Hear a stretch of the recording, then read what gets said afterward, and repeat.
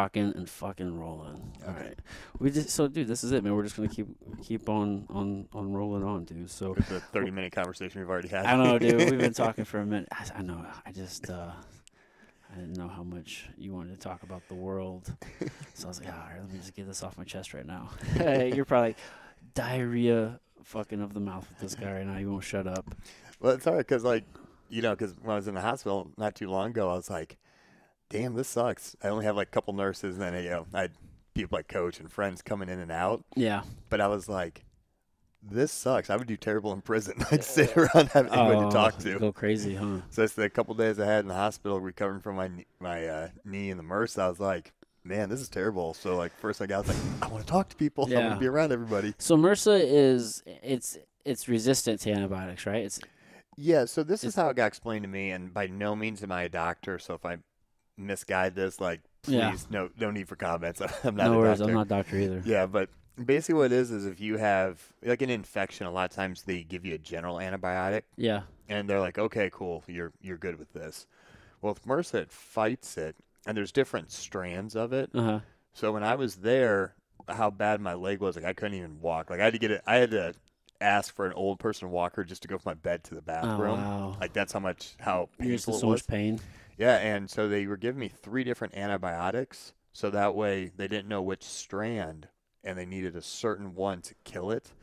So I was getting 2 liquid IV drops. Then there's another one that they, push through the IV, and then also had orals. Oh, wow.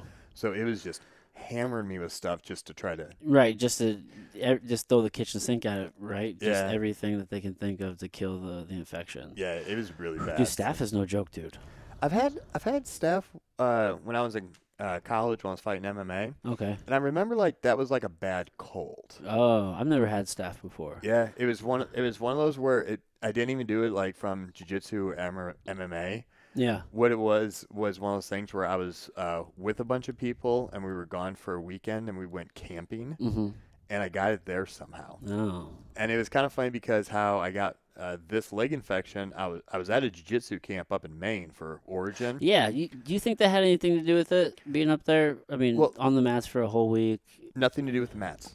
Because literally every single night because it was 3 sessions a day, they cleaned it with bleach and stuff. They did all the right. But I guess maybe not even the mats, just the accumulation of people and. Well, what it was I had a small little like rug burn on my knees because it was at the time we did no-gi. Doesn't take much. And after I grew up. I'm from a small farm, a small town guy. So after the second session, it was really hot. So me and 2 other guys from my cabin, we would go jump in the lake just to cool our body temperatures down. Oh. And we did that 3 times. Now, I'll be honest, there's the last 2 times after we were in the lake for like 30, 45 minutes, I did not go take a shower. I was just like, my body temps down. Okay, I'm just going to go sit down, relax. Oh, yeah, so you kind of had that lake water on you. So I don't think it at all was from the jiu-jitsu mats. It was just from me going in the lake and just not thinking and taking a shower also. Yeah. Because where I had the small rug burn right here, and then literally about 2 inches over was the start of it underneath my kneecap. Oh, wow. So. Yeah, that makes sense. Yeah, so did I essentially get the rug burn from jiu-jitsu? Yeah, but the actual infection, nothing to do with jiu-jitsu at all. Yeah, from the camp, but not because of jiu-jitsu. Yeah. Wow. So it's just one of those, freak accidents. Yeah, you can't blame jiu-jitsu. I can't blame Origin or the camp. Yeah. The same thing could have happened. I could have been doing it, with any of the guys. Yeah. And gone and jumped in the lake somewhere around here, and the same thing could have happened. That's true, man. That's totally true. So it's just a freak accident where I went from it's one of those things. Awesome. Yeah, and like I said, I love that camp. That's probably one of the best experiences I've had in my life. I was supposed to go last year, and whenever they canceled it, I was really bummed. So, like, I can't say enough good things. I don't have a single bad thing to say about it. Yeah. And then, unfortunately, I came home. This happened. Yeah. And then I had to cancel going to Pans also. Bummer. Yeah. But I was kind of one of those. I truly do believe everything happens for a reason, both good and bad. So something I've do because I'm out of work for a couple weeks still because I still have to have surgery. And I didn't even know this when I got my MRI to look for the MRSA. I have a partially torn meniscus. Mm-hmm. And it's actually it came unraveled and it's caught in my knee joint. Ooh. So I also have to have surgery for that. That's brutal. So something again, everything happens for a reason. I can Yeah. either sit at home and be a whiny little bitch about all this, Yeah. or it's like, what can I do to improve? So I have probably like 20 videos of different instructions. And also, too, I have like instructional videos I've bought, like Andrew Wiltse's, and I have others from before I was with Pedigo. Yeah. So what I'm doing is I literally bought 8 notebooks. Oh, okay. And what I'm doing is I'm labeling a notebook, guard passing, guard retention, sweeps, arm bars, Kimuras. And I'm just going to start going through all those because Oh, right on. there's only so much I can do from at home. So I'm going to start making my own kind of curriculum for coaching. And if people have it, like now's the time to really sit around and study as much as I can because I don't have anything else to You don't have do. anything else to do. Exactly. Yeah. Well, definitely want to capitalize on the downtime, right? I mean, not waste it. That's a good mentality to have for sure. Yeah, because I've always been those. Cause I've had injuries before, and it's one of those Yeah. like you can sit around and boo, Yeah. feel bad for yourself. I've definitely done that before. Yeah, and I have to like Yeah. totally But you gotta have. learn from it, right? Yeah, or it's hey, what is it you can do? What have you been Right. thinking about doing? Now's the time to do it. Yeah. So Yeah. Don't do that every fucking time. That's Exactly. That's a mistake. exactly. So just kind of making a list of Yeah. things to do and what I can do to make myself better during this time. Yeah, dude, nice. Wow, that how'd it feel? So what when it was coming on, did you feel like a pressure building up, or what was like? How long did it take to develop? So this is what happened is on the plane ride home from Maine to Chicago, I Yeah. started to feel a little bit on the outside, just kind of like some little like pain, and I was just like, you know what? It's probably for 8 days I was training 3 times a day. 3 times a day. Yeah, and I'm no young kid. I'm 38, so I was Yeah. like, you know what? Training a bunch and then sitting in a plane, maybe it was just tight. Yeah. And then I landed Sunday in Bloomington, and then literally went to work like right away. My plane got delayed. Yeah. So I didn't even get my luggage. I just hauled ass home, Straight to changed, work. went to work. Yeah. So lack of sleep, you're traveling, time zone changing. Yeah. Yeah. Something like that. And then Monday I went and coached, and one of my guys, Graham, his wife Sarah was there, and she's a nurse. And Oh. I noticed that there was probably about like a circle size just around my kneecaps turned red. So I asked her, "Hey, this is weird. What do you think? Is this something I need to worry about?" And she was like, "That's something you really should get checked out." Yeah. And I was kind of like being the tough guy. I was like, Yeah. "Yeah, I'll go to the doctor later." Just Yeah, that's fine. I'm always worried I'm going to do that. And this is going to be it's Yeah. gonna turn out terrible. But she was really like, "No, you really need." Like I could tell that was a serious face. Mm. So where I work at, they have a nurse on site 24 hours. So I went to work that night, and I didn't go till 1 in the morning. So I was like, I'm gonna get all my stuff done. And at 1 in the morning, I remember she saw it, and it had gotten a little bit bigger, but I could still squat past 90 degrees, like air squat. Yeah. And she was a little bit more concerned about it. She was like, actually, this could potentially be a blood clot. But I was like, I'm healthy. I wasn't quite sure about it. She's like, you should leave right now and get it checked out. And so I was at 1 o'clock, and I told her, I said, tell you what, the next guy on my security team comes in at 5. I'll leave at 5. And I'm supposed to get off work at 7, but I was like, if it's bad, I'll leave at 5, Yeah, get out of there. or I was going to wait. Well, Crazy. at 5 o'clock, when the next person came in, during that 4-hour time frame, I couldn't bend my leg. Bro, So you I- should have left I- sooner. So I waited until that guy came, and I was like, listen, here's what's going on. My leg, there's something wrong with it. I need to go. Yeah. And they were like, go, leave. Yeah, bro. So I went home and I changed because I didn't know if I was going to get admitted or not. Like, I really was like, something's wrong. And Yeah. I knew this wasn't something I could just be a tough guy and toughen out. Right. So I went home, let my dogs out, changed to some comfy clothes, went there. And I went to the ER, and he really didn't seem too concerned about it. He was like, oh, it's just like a basic infection. I'm going to give you some oral antibiotics. And then he let Yeah. me go for 2 hours. So I went and got the antibiotics. And 2 days later, I was supposed to go see a specialist. Yeah. So that was Thursday morning. I go see the specialist. And it was so bad walking. Yeah. I had to swallow my pride. And I said, I need a wheelchair. Because I was like, this is going to take forever for me to walk across this room. Yeah.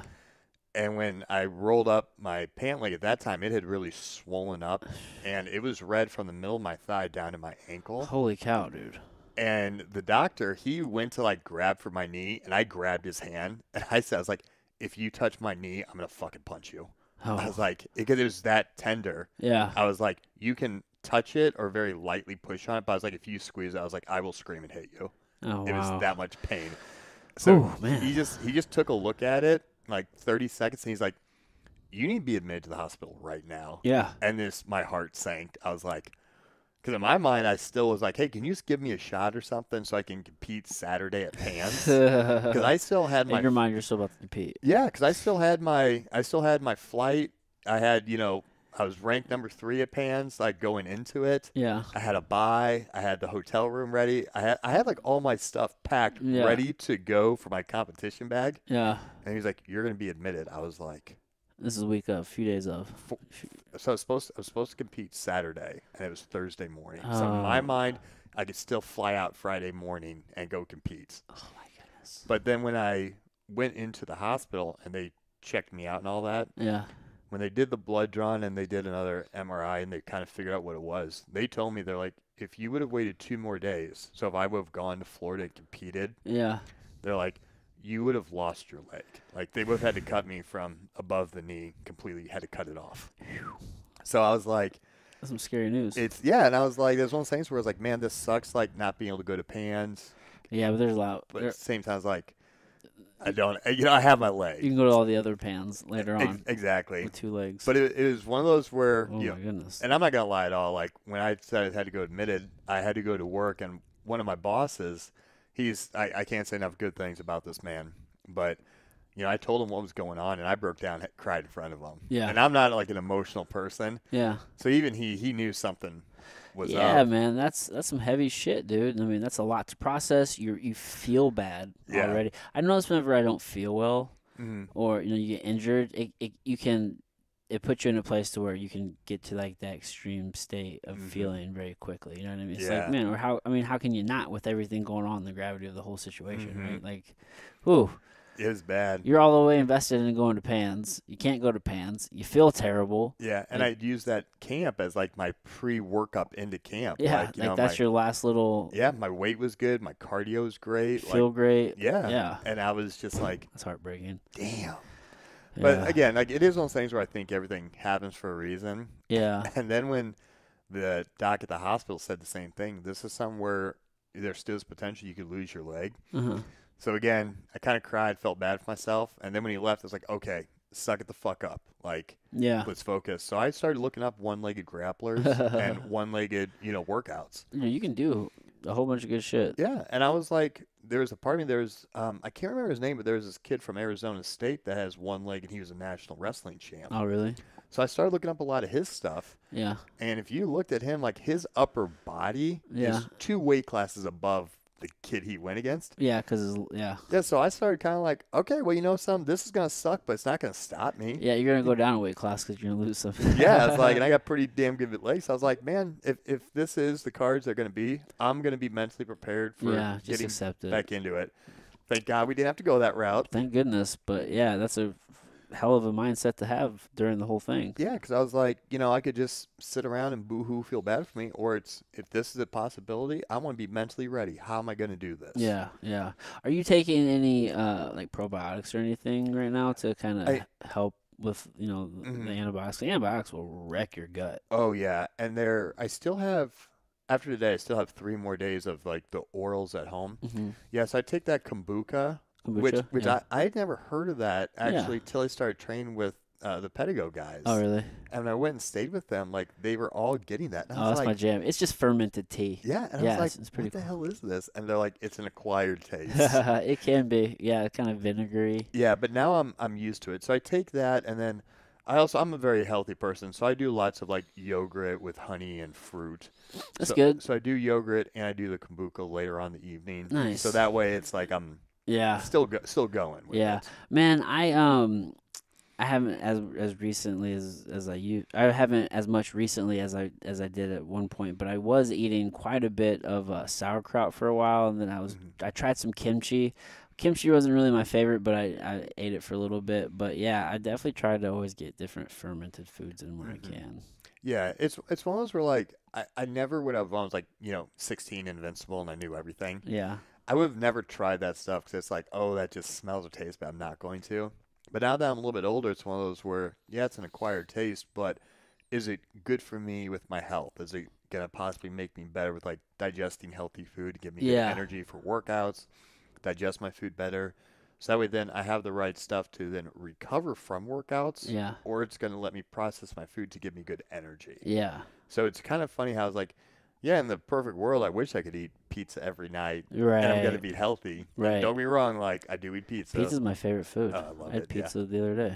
I'm actually going to have it later tonight. Yeah, but yeah, it's not sustainable. But it's not a healthy. Yeah, and it's a balance where it's like, okay, I know I'm going to eat shitty pizza tonight. You know, Yeah. it's going to be delicious. I'm going to love every second. Yeah. But then the rest of the day, I'm eating very healthy and a little bit lower carbs. So that way then I can enjoy it later that night. Oh, okay. And plus, like, you know, there's a lot of people I know that eat pizza 3 or 4 times a week. Yeah. I try to eat it only one time. Sometimes I'll snap and I'll do 2. Yeah. But because I eat it a little bit less when I eat it, it is so damn good. Man, I love it. I love it. It's so good. I could eat pizza or burgers. Those are like my 2 guilties. Oh, yeah, definitely. Oh with man, those. I love it. I love it. But yeah, man, I've always just tried. I've noticed. Well, not noticed, but just with antibiotics, you know, obviously, I just say kind of can wreck your gut. So I was just wondering if you're doing anything like that. But, dude, so how was the camp? Camp was awesome.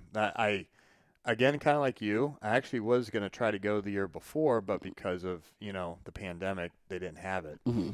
And I've been a huge fan of Jocko Willink for years. Yeah.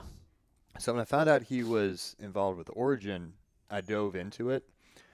And then I found out about Pete Roberts, the owner of it. And the more I did research on him and listened to like his podcast, his YouTube videos, I was like, he seems like a cool guy. Yeah, really solid guy. And it's kind of funny because if you look at how, like, I got started with entrepreneurship with personal training out of my garage, and then it evolved into a non-for-profit, then evolved into own a jiu-jitsu academy. And if you looked at how he started, where he was training guys in the grass, Yeah. it's kind of crazy how like similar mindsets. Those parallels. Mine. So when Pete started Origin, he has property out in the woods of Maine. And one day he was like, you know what? Because he tried outsourcing a gi company overseas, and pretty much they just fucked him. Yeah. And they stole his design and started doing his own thing. Oh shit. And he was competed in Abu Dhabi. Yeah, Like, he's a legit grappler. Yeah. So what did he do? He designed like a particular way to kind of weave the fabric for the gis that he wanted, because they have some very unique gis.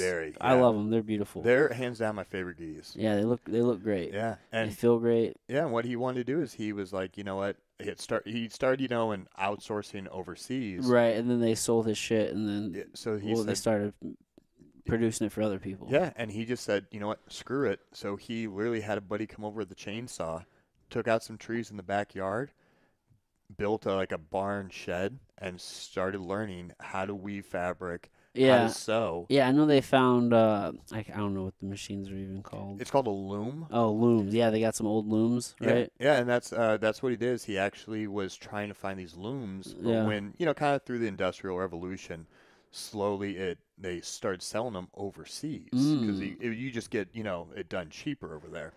Yeah, we've shipped that whole industry out of the U.S. And what he did is he actually got a hold of an old timer, and he said, "Where can I find a loom?" And he just said, "Get in the truck." And they went 2 or 3 blocks, abandoned building. There was one up there. How fortunate is that? Yeah, holy cow! Because in Maine, Boston area, if you look back in history, during the Industrial Revolution, it's there. Yeah. So a lot went on in the Northeast there. Yeah. So it's kind of crazy how he went from doing something on his own property to now he has, you know, the main factory for like the clothing, the gis. Yeah. In town. Then he has a place for the Jocko fuel.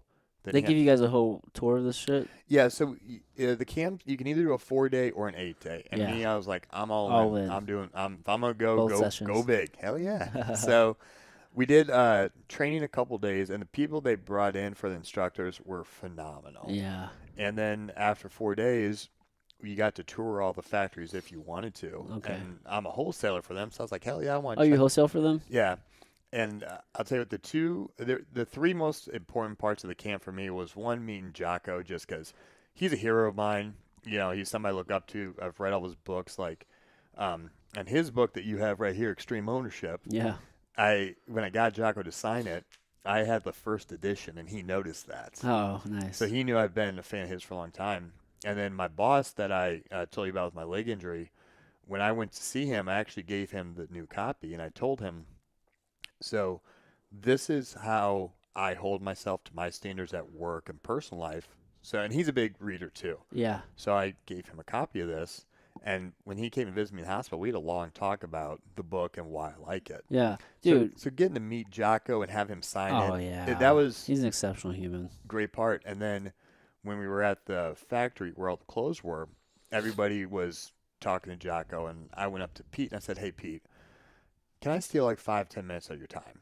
Because nobody was talking to him. Everybody wanted to talk Jocko. Talk Jocko. And I was kind of like, now's my chance to talk Smart to Pete. man. Yeah. Yeah. Talk to Pete. He's so interesting. Yeah, so I said, can I steal 5-10 minutes of your time? So I started talking to him about how I started with personal training in my home, and then I got into, the Jiu-Jitsu Academy and my non-for-profit. And I said, this is what I'm bringing to the table, and I just kind of gave him the highlights. I said, can you give me any tips or advice?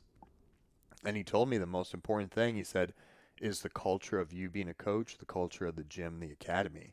And that was one of the first things I pointed out to him. So he said, you have a good start because if you have a bad attitude, if you have a bad seat in your academy or a bad atmosphere, people aren't going to want to be a part of it. Right. So he said, if you are a positive person, you actually look out for people. And that's, if you ever spend time with Peter, look at his videos, you see how much he really cares about his coworkers, his family. People. Yeah. Exactly. And that's what's going to draw people to you and your organization. Right. So, we ended up talking for like 30 minutes. Yeah.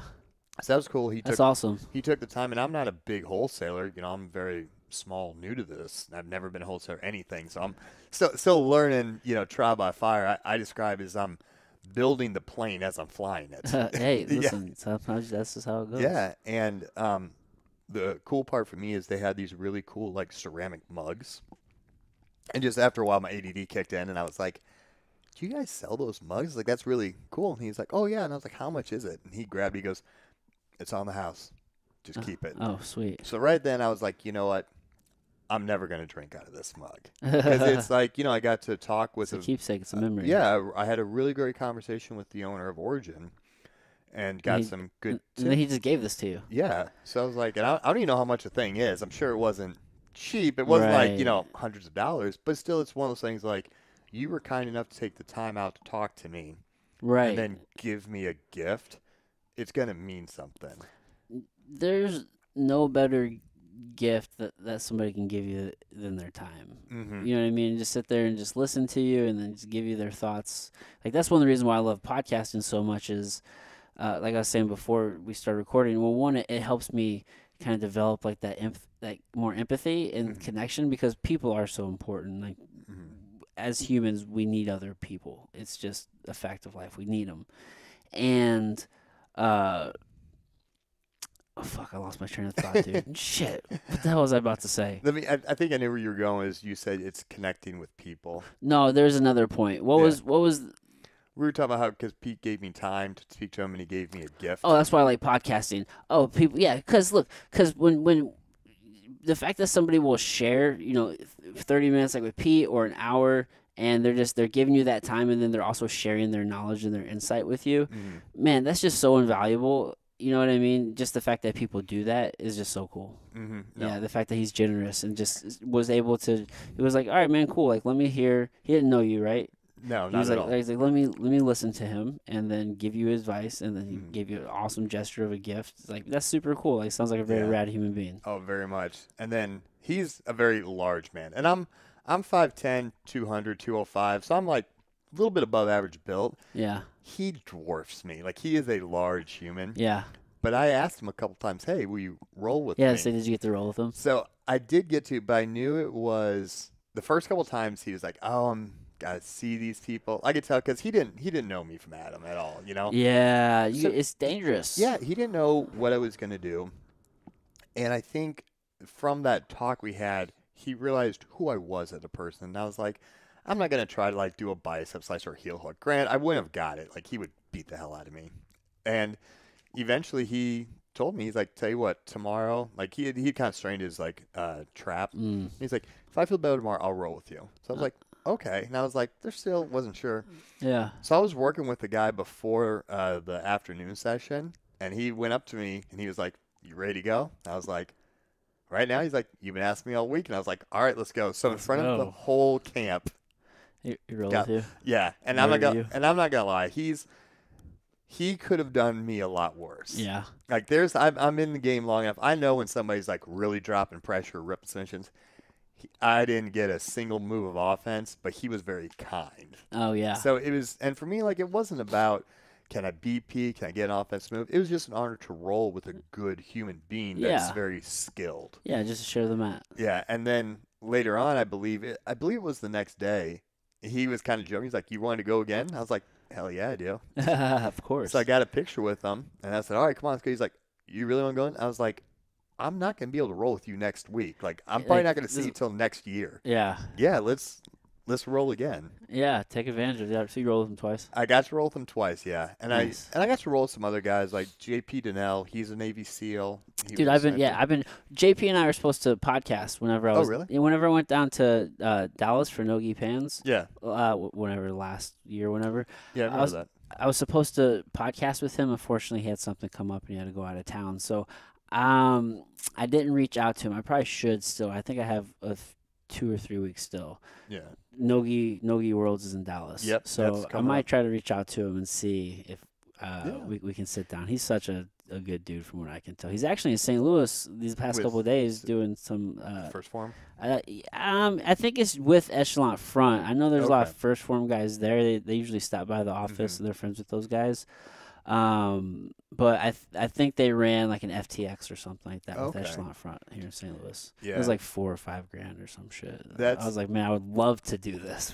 That's actually where I'm kind of because I follow Jocko and I follow Echelon Front, and there's yeah, JP and Leif. and there's a lot of things that I believe in the field I'm in at work because I do corporate security for Rivian, Okay. the electric car company. Okay. Like literally, the plant is 4 miles from my house. Oh, that's cool. So I was very fortunate Very to convenient. pick that location. Yeah. And there's a lot of aspects of what they teach that I think is great for the field I'm in. So that's where I'm kind of hoping with my boss reading the book, he dives into it a little bit more. We had to talk. So I think me working towards a leadership role in the security field at Rivian, I'm hoping at some point I can kind of be like, hey, Yeah, like there's leverage this book. leverage, not only leverage the book, but I would love to do one of the musters because you Bring learn. them into your office and have the company pay for it. Well, that's where I don't think that they would bring them to Rivian, but I could see them sending potentially me and somebody else to a muster to Ah, learn, even better. take notes, and bring it back in. That'd be cool I think that would be more cost effective. for them. Yeah. Yeah, and I'm very much one, and they knew that about me going into hiring me, and also too when I worked is I'm very much a lead by example person, and that goes with my personal life, my coaching, and work. Yeah.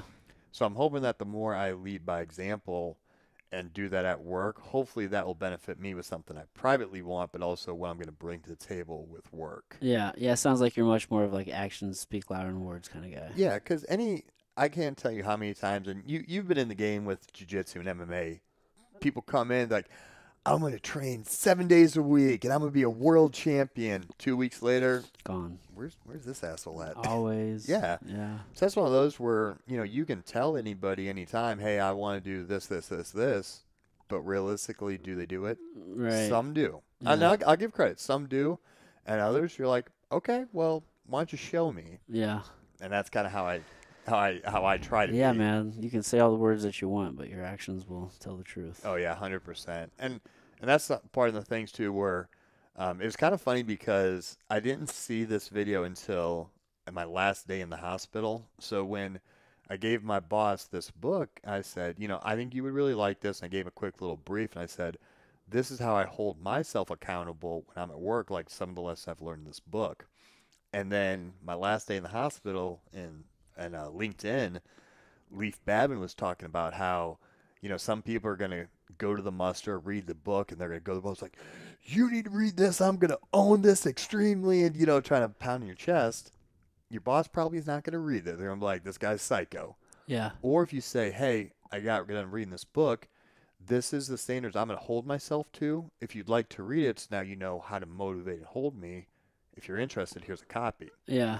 It's kind of funny. That's very much a great way on how to open up to somebody Yeah. that you're trying to, influence. Hmm. And I was like, that's pretty close to what I did. Yeah, So, positioning matters. yeah, because it's like anything else too. And that's, coaching, your personal life, how you talk to people. Right.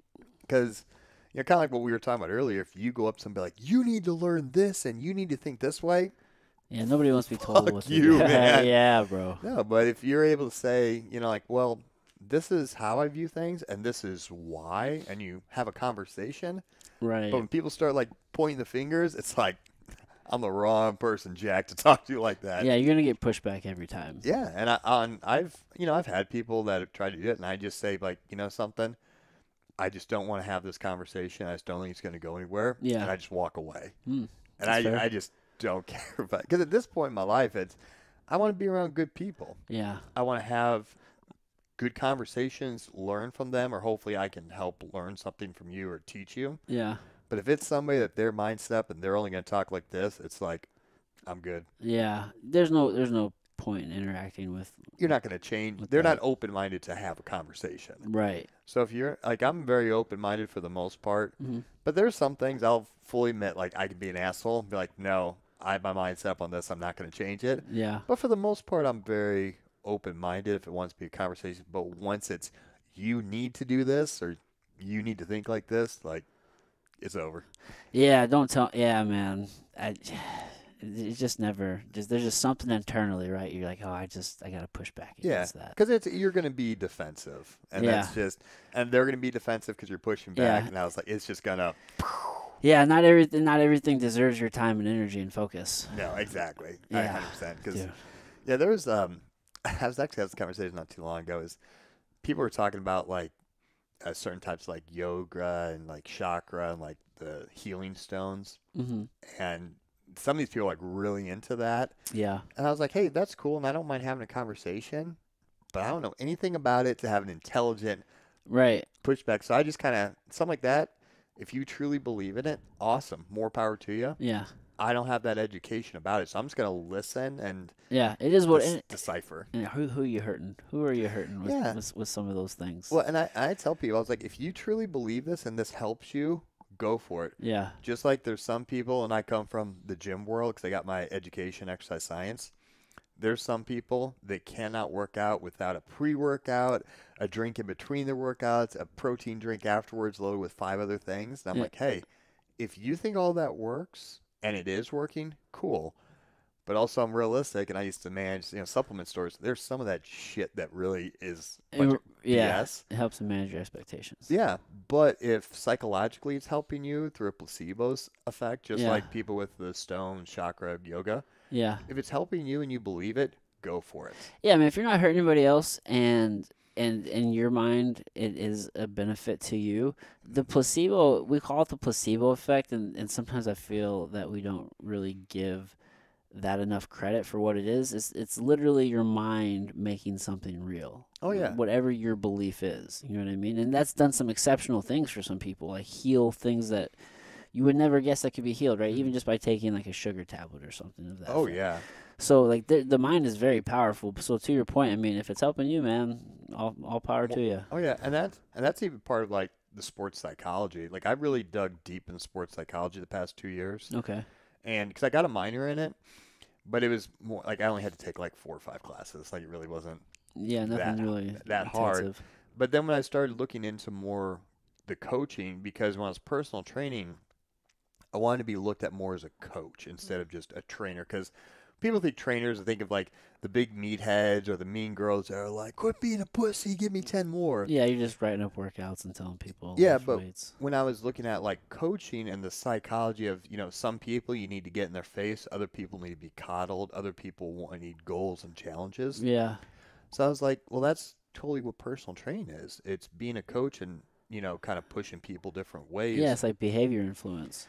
So when I got more and more into that stuff, I was looking at guys like Phil Jackson, Bobby Knight, some of the really good coaches, and hey, Right. what did they do and that stuff. So I've actually, instead of reading a lot of books on athletes, I'm reading a lot more books on coaches because Nice. that's my role as a personal trainer Yeah. and as a coach owning the Jiu-Jitsu Academy. Yeah, 100%, man.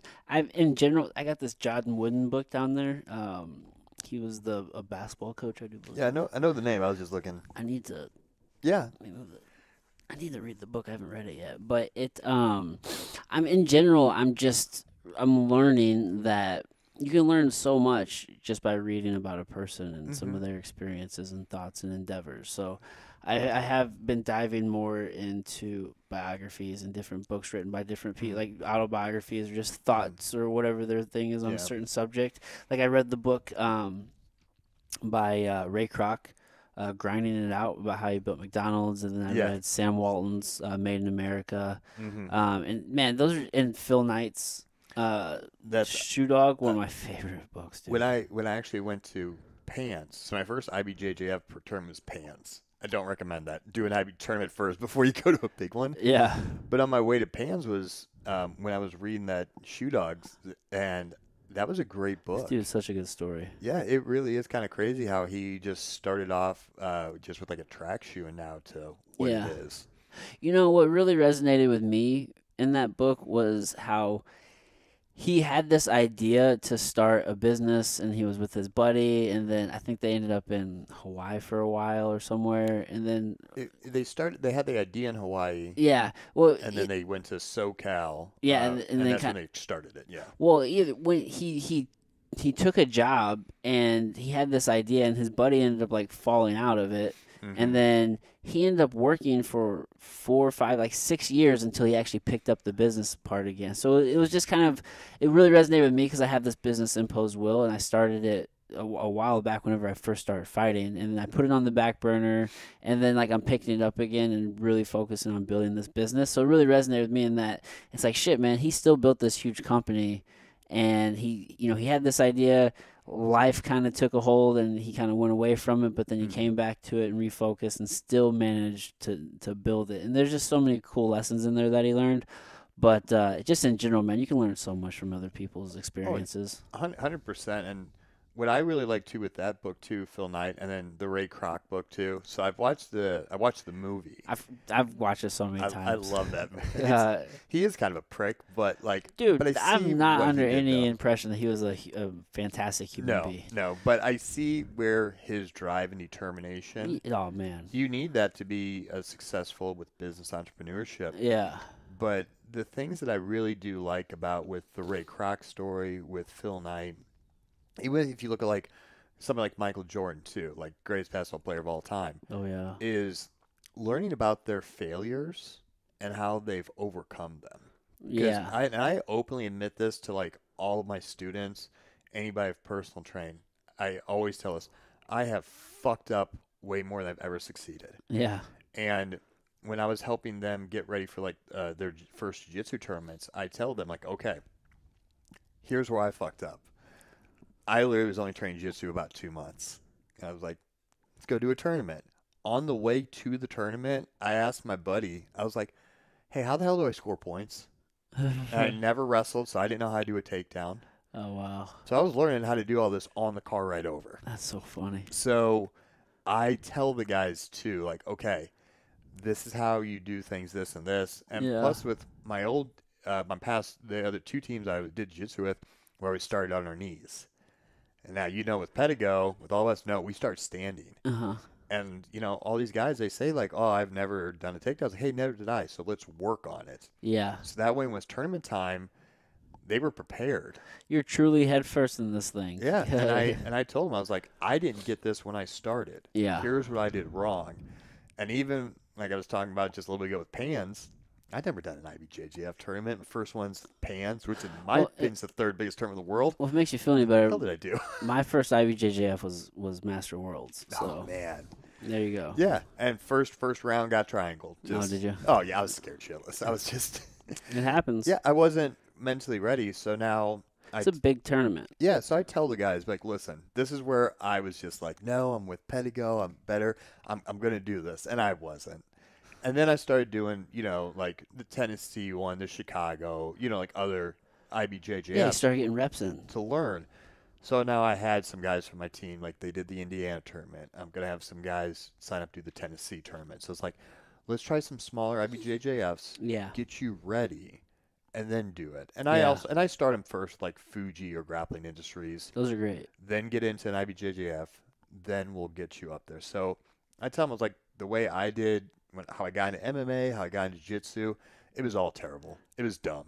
Yeah. So I said, these are my mistakes. I'm teaching you how to learn from my mistakes. Yeah. And like the books that, you've talked about, same thing. They're very open about their mistakes and what they did wrong. And that's how you learn. Yeah. You're not going to learn if every tournament you go in, you smoke everybody. It's like, Oh, yeah. no, you need to go in, get your ass kicked, go to a different team where you really get your ass kicked, and then you get better. Yeah. And that's both in jiu-jitsu world, any type of athletic endeavor, and also even in your career. Like, my job in the security field, like, man, I've fucked up a lot, but I've learned from it, and I'm open about it because I'll tell people too when I'm teaching them, okay, when I started, I did this wrong.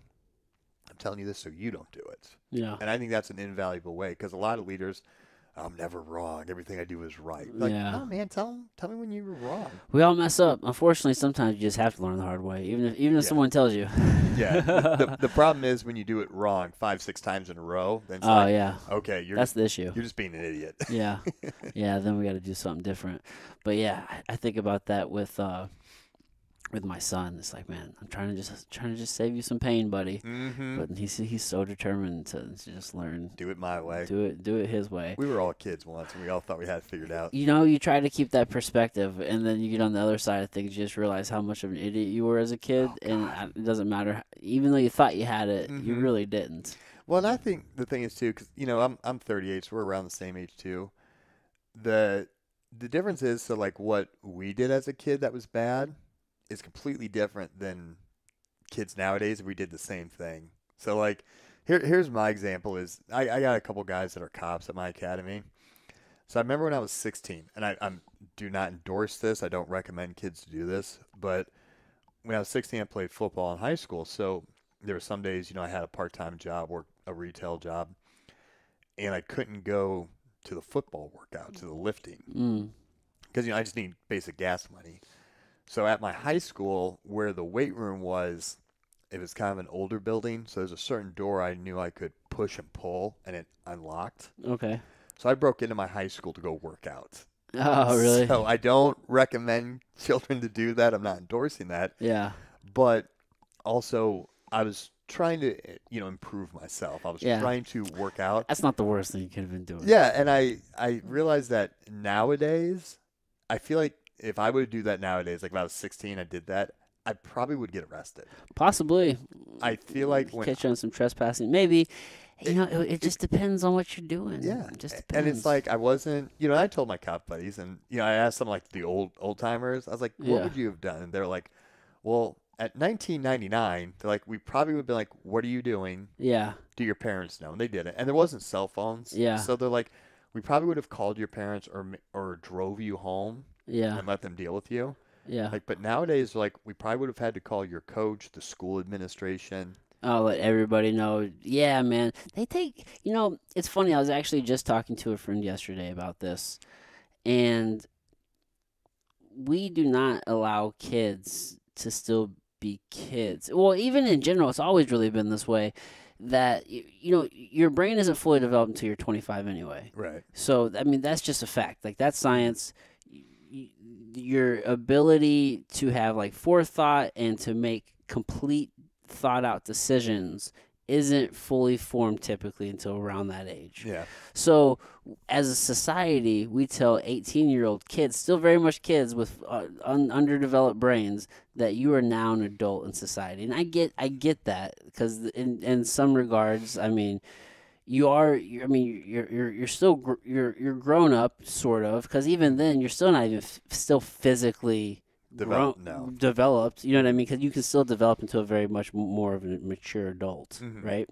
So we tell these kids that you're an adult, but the gravity of their decisions is so heavy, and they don't even have the ability to like think through all of these things. Right. So it's just, man, it's just so crazy, just the idea of these kids making certain decisions. Oh yeah. You know what I mean? Well, I mean, and this is kind of And how, well, I guess, actually, my actual point is, sorry to cut you no, off. you're good. The decisions that make, it's just how, I guess to my point, the gravity that it can be, right? Because you're going to call the cops on maybe a 16-year-old because he broke in to work To out. work out, yeah. Or even more realistic, what's happening today, it's like if a kid gets in a fight, dude, now you're going to call cops or press charges. And like I said, I was talking to my friend. I was just watching a movie, and it was maybe like late 80s, early 90s movie.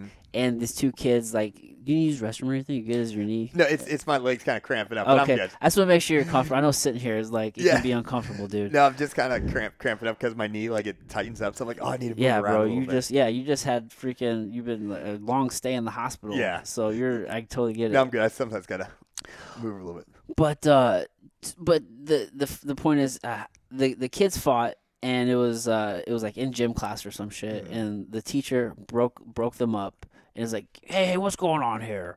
And like, get back to class or what you're doing, right?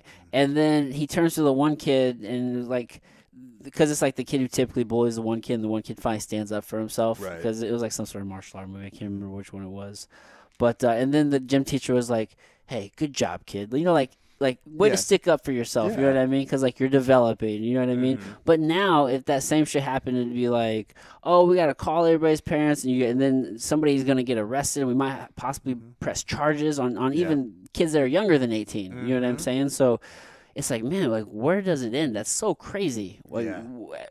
these kids' brains aren't fully developed yet. We're treating them like they're able to make decisions that are of certain gravity, and two, we're acting like they're an adult. It's just crazy. Yeah, no, and I talk about that all the time because I remember when I was a freshman in high school, there was some kid, and we were 14, so we got into an argument about a girl. You know, Yeah. mature things, a 14-year-old that matter. Yeah, and you knew what you were talking about. Yeah, exactly. And we were outside in the bus lane, and we started kind of shoving each other. And I remember my history teacher went up to us, and he was a basketball coach too, so he was tall, towered over 14-year-old. And he's like, listen, if you two idiots fight here, he goes, I'm going to have to grab you both, and you guys are both getting suspended. He goes, go across the street. There's nothing I can do. Just, I went over there and we handled business. this is what it's. And it was over. After that, we didn't have an argument. Like I whooped his ass, but he got the girl. So it just is what yeah, it is, but- man. You would hope that kids don't act crazy and retaliate after they get beat up or something. But sometimes that does happen. Yeah. But I think a great majority of the time that doesn't happen. No. Well, and Depending on where you're at and circumstances and different things. But dude, I fought in 8th grade with this guy, and he ended up winning the fight, but we ended up being really good friends all through high school after that. And it's like, it just is what it is. well, and that was something I actually was going to bring up too. That's a great point. Is some of my best friends. So Tom Butler, who owns the Mattoon affiliate, Okay. we've been friends for probably 12 years, and he is hands down one of my best friends. And in that time, I think there's legit only one time we have not gotten together and either grappled or sparred or like done something like physical. Against each other. Yeah. And I was like, that's just our friendship. I think the more like, and also too, like, there's a guy at my academy and there's a guy from my previous academy that we go against all the time. Like, hey, it's Yeah. on, let's go. And it's going to be a scrap. Yeah. And they're some of my best friends because I feel like with this sport that we're in, Yeah. the more you beat the shit out of each other, There's a bond. it really is a bond of sweat, sharing the working sweat, sharing the hard. blood together. Yeah. And it's funny, like, yeah, remember the time I choked you out and you started snoring? Remember I Yeah. got you in a quick hold and you like screamed while you tapped? Like, you laugh about it. Dude, I think, it's almost like we are punishing like a healthy masculine energy. Mm-hmm. Like that's just necessary, and it's a part of humans. Oh, yeah. You know what I mean? And I know, like, some people, I'm probably going to catch some hell for this from somebody who's, like, saying I'm sexist. But if you put, like, two girls in a room, they're going, and I'm talking about, like, 3 to 5 years old. Yeah. They're going to kind of, like, play with each other. You put two 5-year-old boys together, what are they going to do? Yeah, They're in gonna- general, they're that's going to what. wrestle. In general, that's what they're going to do. Yeah. It's so funny because if you just just rationally talk about like evolutionary biology or evolutionary psychology and just looking at differences, Mm-hmm. then all of a sudden you got to worry about being labeled something Yeah. or put in like a negative way when all you're doing is just saying, it's like, hey man, this is just what we tend to see. Oh yeah, and the thing is too, like I would truly believe like there's some men that are meant to fight. Like if you look at like somebody like Tim Kennedy or Jocko Willink, they were meant to be soldiers. We need those And humans. 100%, we need It's those. just life. And then there's going to be other people, like you're going to look at like, RJ who owns Rivian, look at some of the presidents. Those guys were meant to be intellectual business people. There's the spectrum. Yeah, and there's certain people that they're meant to do that. And it's one of those things too where I remember because I balanced for 10 years. I fought MMA. I've done jiu-jitsu. So if you don't know me, and I know I have very much a fuck you face where if you don't know me very well, like I'll be like, man, you look mean. But like, no, I'm just like focused on what I'm doing. Yeah. So, and then if they know my background, a lot of people are going to think, oh, well, he's an aggressive person or he likes to fight. Yeah. And I've said, like, I actually do not like to fight at I don't all. either. But I said, I like competition. Yes. I love to compete. Yeah. But if you see me, like, if I I enjoy was. challenge. Yeah. And it was funny because then when I worked at bars, the cops used to always joke around. They called me the drunk whisperer. Because if you're a cop in uniform and you're trying to break up a fight, instantly people are defensive. Yeah. But if the bouncer grabs you and comes talk to you, instead of me actually grabbing you, but it's like, hey, come over here and just talk to me, I could calm people down faster than the cops could. Yeah. And there was a couple times I would literally like, they could be a bar two buildings down. You come Nice. in, they come grab you. Yeah, well, I would see something Come about get to Jared. happen. Where's he at? Well, I would see some shit about to happen. So I would go there, and if it was the cop that I knew, I'd be like, let me get a shot. Yeah. And I would grab the guy, and I would kind of like, grab him by something like, listen to me. I'm not going to arrest you. Just listen to me. And a lot of times I would get him to just like chalk it up as a loss, pal. Yeah. Just go. Hey man, you got a unique talent. Yeah, and it was just one of those where like I knew how to kind of like just separate and defuse. Yeah. But my cop buddies were like, they know what I can do from the skills that I have. But instead of me just going out and choking or hitting person, be able to talk to them. Yeah. Even though I have that ability, I have a better ability to chill and calm somebody down. Right. And I would say that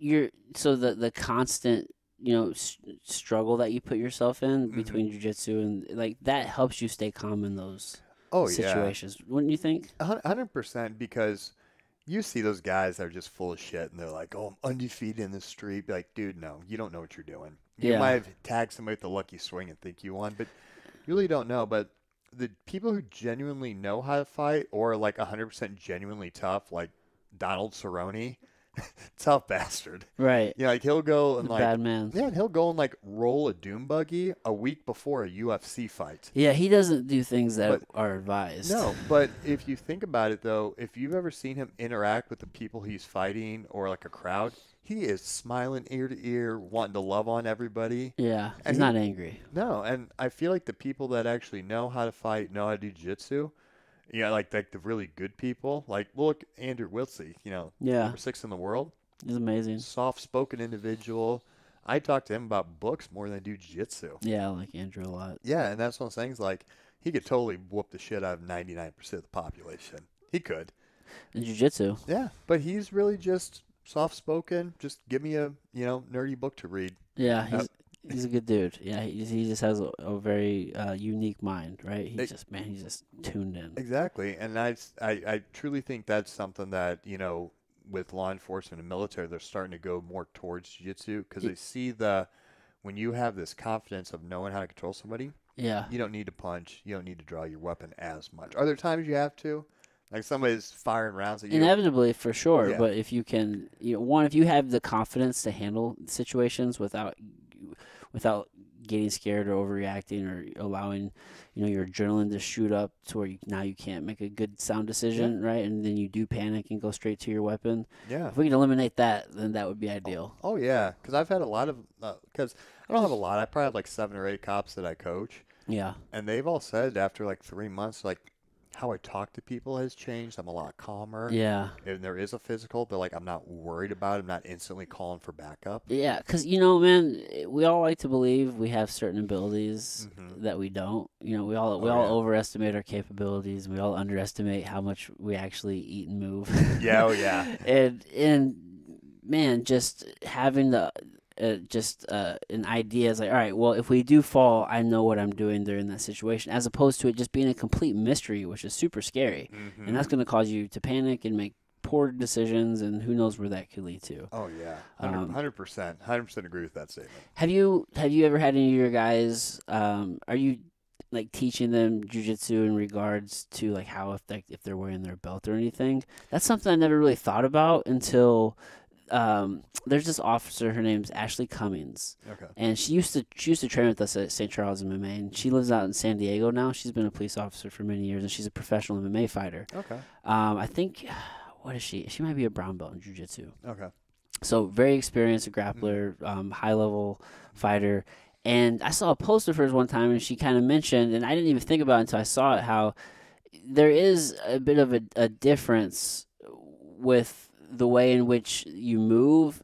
I would imagine when you have your body armor on and you have your belt on, and some of the just there are only certain things that you could probably do, and then also some of the things that you have to think about that maybe I didn't think about the importance of making sure that they can't get to your holster. You have control of them, but you can get to your holster. And obviously there's certain things that just play to that, like knee on belly and shit like that. But I never really thought about the intricacies of just the restriction of movement because of what they're wearing, and just what they need to have access to. Yeah. So to answer that question, so at my academy, that's something where when we break and they're with partners, Yeah, I will go to a cop like, this is how I want you to think. yeah. And then I did get a contract, so I do go twice a year to the East Des Moines Police Department. Oh, I cool. a friend of a friend set me up with them, and this is what I did. So I just worked with their training department. Something I said to them, okay, so when we're doing this, and I had two guys that were really good wrestlers, like they are keeping up with jiu-jitsu, so I'm interested in seeing them next time. Okay. Is I was like, okay, when we're doing this, I was like, freeze. Yeah. And I said, where's your weapon? And because I had the underhook, they couldn't get to it. I was like, okay. Now I was like, as a wrestler, what wins fights? And they're like, underhooks. I was like, when you're a cop, you need the underhook so you can get to your weapon. If the other person has the underhook, they can get to your weapon. Yeah. So I said, whatever your firearm hand is, you always, always want that underhook right away. Mm. And the other thing that I thought was really neat, because they had like an old timer come in one time. Yeah. And, you initially when you put your hand behind the back, what some suspects do is they'll turn into it. And they're like, how can you do that? And I didn't quite understand what he was saying. So I was like, well, do it to me. And I saw what he was doing. So then I said, well, I'll just do this. Because in jiu-jitsu, you can put your hand in their pants or you can grab their belt and pull them back. Yeah. I made every single guy start doing that. And they brought in their lieutenant. And then they brought in their assistant chief. Yeah. Just that one grip control. Show that grip control. I was like, just be friendly. Put your hand in their pants and like kind of wedge them and turn them like here, just like we're taught to do. Yeah, you lock it down. And they put notes and they let me know a couple months later that's part of their training policy now. Nice. Yeah. And something so simple to us. Right. That when you're a blue belt up, you kind of learn that. You start learning these little controls. And now that wholly changed the curriculum for their, not like everything, but there's something was But added. still, man, that's important. Like that little detail could change the entire outcome of a situation. 100%. That's important, man. Yeah, I never had really thought about all those different intricacies until I kind of saw her video, and I was fortunate to sit down with one of our black belts in Team Vagi, Todd Fox, Yeah, sure. who has just a ton of experience in like protection and just that whole field. And a lot of the training that he talks about is, man, how many times are you training like in a small environment where you're most likely going to probably encounter some of these crazy real world situations, like whether it's like at your car, on your car, or in your car, or in a hallway, or you know what I'm saying, just these small little environments. So it's just thinking about all these little things, it just I try to see these that where I never saw them before. Oh yeah, 100%. It's something where now that I've gotten into more like helping some law enforcement officers. Yeah. And this is something that I like to set goals for myself just because I got adult ADHD. Is every year I try to do 2 law enforcement seminars. and I also do 3 women's self-defense seminars. Oh, cool. So that's something where I do believe, because there's no other rhyme or way to say this, is there's a bunch of fucking weird people out there Yeah. nowadays. It really is. Like, I don't know what it is. A lot of humans in the world. Yeah, and so I think it's important for law enforcement to learn this because it's a safer way to also, so they can go home, but also too for if there's a suspect that it's going to be safer for them. Mm-hmm. And also too for women, like how many times is there, women who are kidnapped or sex trafficking or women being abducted? Every day, man. Yeah, so learning some of this, and it's been very fortunate for me because I've had 2 women that they were college students. They learned some basic boxing, very basic grappling, and they actually did get attacked when they were on the train in Chicago. Oh, And shit. they didn't like beat the shit out of them, but they were able to get a couple in, stun the guy, and run. And that's, dude. And right then I was like, that was worth every single thing of me teaching them because they were safe from learning the basics. Yeah, man. It's just about being able to protect yourself enough where you can get to safety. Mm-hmm. It's not about whether or not you could teach these people so that way they can go disarm or maim somebody or anything like that. No, it's just Dude, that's amazing. Can you go home safe? Yeah. I taught you something, you retained it, you were able to apply it and get home safe. Right. My job's done. Yeah, and dude, it's one of the scariest things. I mean, I have a daughter, so I was very adamant on her learning just some basic jujitsu. I don't need her to compete in it or do it forever, but she's been doing it for quite some time, and it's just, if unfortunately for a woman, a very compromising position they could be in is on their back with a man in between their legs. Yep. And fortunately for us in jiu-jitsu, that's a position we train a lot. So Yep, you're on offense. yeah, so I just need, it's just such a good idea to just have this little basic, just move. Can you shrimp? You know what I mean? Can you control their posture, or just try to do something, anything, you know what I mean, to maybe create some distance and get away or get them off, you know what I'm saying? But if you don't train it, you don't know. Oh yeah. And man, just a little bit of knowledge, to your point, can go a really long way. Oh yeah, and that was kind of neat because the other thing with the women's self-defense centers is that I showed them how to grab a shirt and start doing cross collar chokes. Dude. And all these, there's 2 sides of this which are kind of funny. Is they say, I never thought I could use their clothing as a way to choke against them. Yeah. And then I always get this is, well, if I choke them, won't they die? And you've been unconscious. You've been choked. Oh yeah, you're not gonna die. So the first, maybe, hopefully for those fucks. yeah. So the first time I did it, I was like, no, you won't die. You're just gonna go to sleep for a little bit. So now what I do is when I teach these seminars, and I have my students that are cops, I have them help teach. So that way then they're like, well, could I get in trouble legally? I'm like, ask the cops. Yeah. So I keep my mouth shut. Yeah. But also I have one of them every seminar put me to sleep. And I just said, I don't think that's very healthy, bro. yeah, well, I start off and they just do a running choke and I have my arms up. And then when I go down, then they stop and I come to. Yeah. And I said, so this is what's going to happen. If you hold it long enough, you will feel their body go limp just like I did. And then hey, man, they got to feel it in real world. during that couple minutes, you get to go up and run. So I said, the only way you're going to kill somebody is if you hold it for like 10 minutes. Right. And I said, your arm strength is going to go out before that. Yeah, I've definitely been guilty of holding, like a blood choke or something for an extra 5-10 seconds before. Then you're just like, shit. You're like, fuck it. Well, not even that. It's just like, oh, shit, man. I didn't realize you were out, and I had you choking for, a little bit longer than I needed to. And it's like, shit. Like, that sucks, but I know you're going to be okay. Yeah. You know what I just mean? Take a quick little nap. And right. Now, if it was excessive, then we got a problem.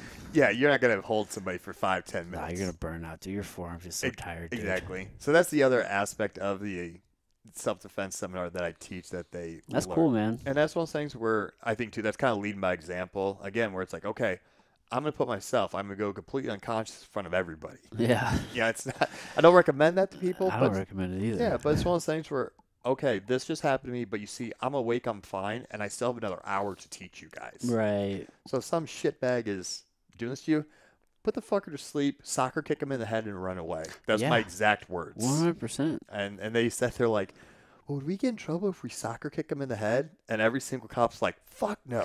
What cop is going to be like, this scumbag who obviously was just trying to rape you or assault you or whatever the case Yeah. may be. You put him to sleep and then kicked him and ran away. What cop is gonna be like, you know No. what? Now you never know, man. It gets wonky out here sometimes. Self-defense right there. You're If good. you're listening in Florida, maybe don't listen to what we're saying because Yeah. Florida's a little weird. Yeah, I might agree with that. But, no, but that's one of those things where I feel like also I'm giving back to my community. Yeah, that's cool, man. Yeah. So like I said, and the one that's coming up, one's gonna be really special for me because we're doing it in October. And one of my really good friends, Terry, she has breast cancer. And October is breast cancer month. Yeah. So what I'm doing is half the money is going to her for her bills. Oh, cool. And the last self-defense seminar I did, half the money went to my local battered women's shelter. Mm. So it's one of those things where, because I see some self-defense seminars that they're like $100 to $200, That's crazy. and I just charge $40. Oh wow. So I get So you're truly just trying to give back and just help people with the yeah, whole thing. and that's one of those things where instead of me taking all the money and then going doing whatever, is Terry's going to be there. So right away with the money, I'm literally taking it and there, Yeah. go for it. You give her all the money? I give her half, so half Oh. the money goes to her. And Bro, you then should charge more so that way you can give more. I thought about that, but then I was, Not even like because you're trying to make more. I'm just saying because then you can give more. yeah, I was just worried that then I'm going to look like I'm trying to be greedy with it. Yeah. So that's one of those where, Well, even if you want up to like $60. yeah, well, I'm going to say a thing for donations. So if Yeah. you want to donate more, Oh, then that's the cool. donation Extra donations. goes right to her. Yeah, Yeah. because that's one of the things where financially I don't need to do this. Yeah. I'm just doing it because I want to help people. I want Yeah. to help the local Yeah. community. I bet you could get away with charging $100. But see, we're right by a local college. Uh-huh. So having flyers made, I'm gonna go to all the sororities and go to like some of the Good salons. move, man. Good move. So that way then, because there actually was an assault not too long ago in my hometown Yeah. on the college campus. Oh, really? You think you get just paid by the campus to be brought in? Honestly, probably not because, and this is why like it's not. I mean, I that'd be cool if I did, Yeah. but I think there's probably a lot of like legality behind There's it. always red tape and liability Yeah. and different things you got to go through But- with these things. But I do have some good friends that are at the Illinois State University, the police departments. Mm-hmm. So I'm letting Get in them. with that. That'd be I'm cool. letting them doing, yeah, and that's what I'm saying. And I've done like ride-alongs with some of my local police departments, so that way then they know, hey, again, this guy's with Yeah. us, and then they know he's a good person. So if they're trying to help with like the women's assaults, hey, here's a good guy that does 3 to 4 seminars a year. Yeah. Go to his. Man, that's cool, man. Officers have such a hard job. Such Mm-hmm. a difficult job. I do not envy the job that they have to do. Especially nowadays, like Yeah. back in the day, it was a little bit different, but nowadays, how the limelight's on you for everything, big, Yeah. small. Well, that's good and Yeah. bad because unfortunately, the whole I always like to say there's never everything. It's not everything. It's never just black and white, right? No, There's not always at all. nuance and gray. Oh, and yeah. you need context and stuff. But it's like there are a lot of good people who are in a career that is just there's just a lot wrong with it, like in the structure and the way Mhm. it practices and recruiting and just so many things that need to be fixed, Hun- right? To make 100%. that a better career. Mhm. And then you just got a lot of people who just initially get into this with great intentions who just get bogged down by just just how bad the whole thing is put together. Oh You know what yeah, I'm saying? It's like, dang, man, like they have such a hard job. yeah, and this has always been my point of view because there's some people I hate police. Why? Well, because this person in this state did this. So this is what I always said is there are good officers and there's shitbags. Yeah. There are good lawyers and there are shitbags.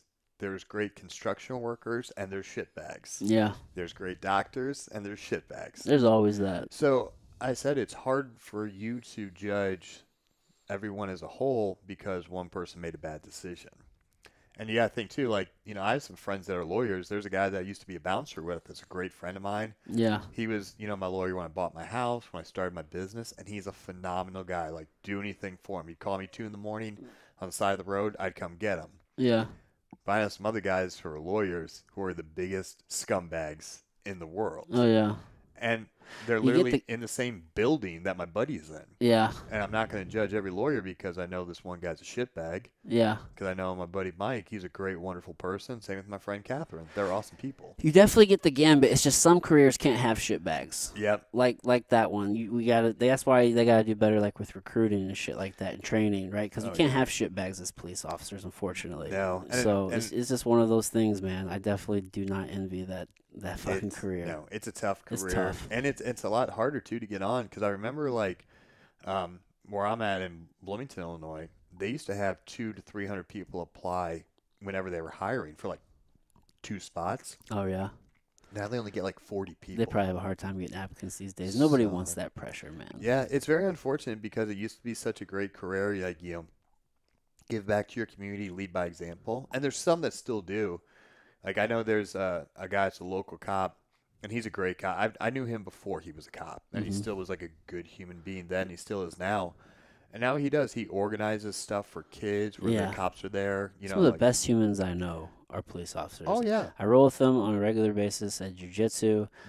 I have some amazing conversations with these gentlemen. They help me see things in a different way all the time. And learn. Like, I love talking to these guys. Just some of the best people I've ever met. Oh, yeah. And even, like, when I was in the hospital, I had some of the guys who were cops, and even, like, their wives were like, hey, do you need anything? Because they knew that, like, with the coaching and the team, I helped their husband, with his mentally, the stresses of the job. Yeah, it's important to have that release. Burn off.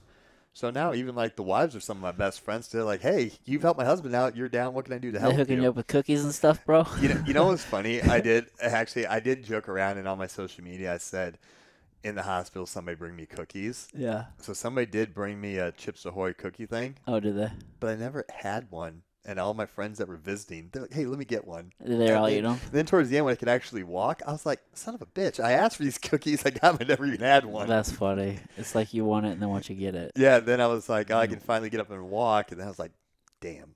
Yeah, were you even hungry during that time? Were you in so much pain? I think at the beginning I was, just because like I still had that appetite. But then towards the end, when like I'm just laying on my back, so I wasn't doing anything to burn calories. Right. And even now, like definitely I notice like my appetite isn't what it is because I'm just slowly able to work out now. Yeah, that's a good thing though. Yeah. I mean, you don't want to consume if you're not burning. Yeah. So I even noticed my appetite of when I started at the hospital. Yeah. What I would eat and still would like ask for snacks, and then at the end I was just like barely eating 3 meals. Well, it sounds like you're in tune with your body. You know what I mean? Because there's so many people who are just they routinely just eat. Or dude, I find myself I'll be bored. I'm just like, let me just go snack on something. The bored snacking, even though you're not hungry or maybe you're thirsty, and you just ignore that, and instead you snack on something, or you're like, oh, I got to get X amount of meals in a day, and it's like, well, I don't really need this because I'm not actually using it. I'm not moving. So if you just ignore those cues, then you don't really do what your body's telling you to do. Right. Yeah. So it seems like you're pretty in tune with that. Yeah, and that's part of my education, exercise science, and I got a minor in nutrition, is because, I remember in high school, coach would be like, well, you need to eat more protein. Yeah. So my dumb ass and just lack of knowledge, I need to go to KFC and get a 4-piece. Protein, bro. That's exactly what it was. Dirty bulking. Exactly. Well, I just didn't know because I was like, okay, and I would read like Men's Health and Flex magazine, and it was eat chicken.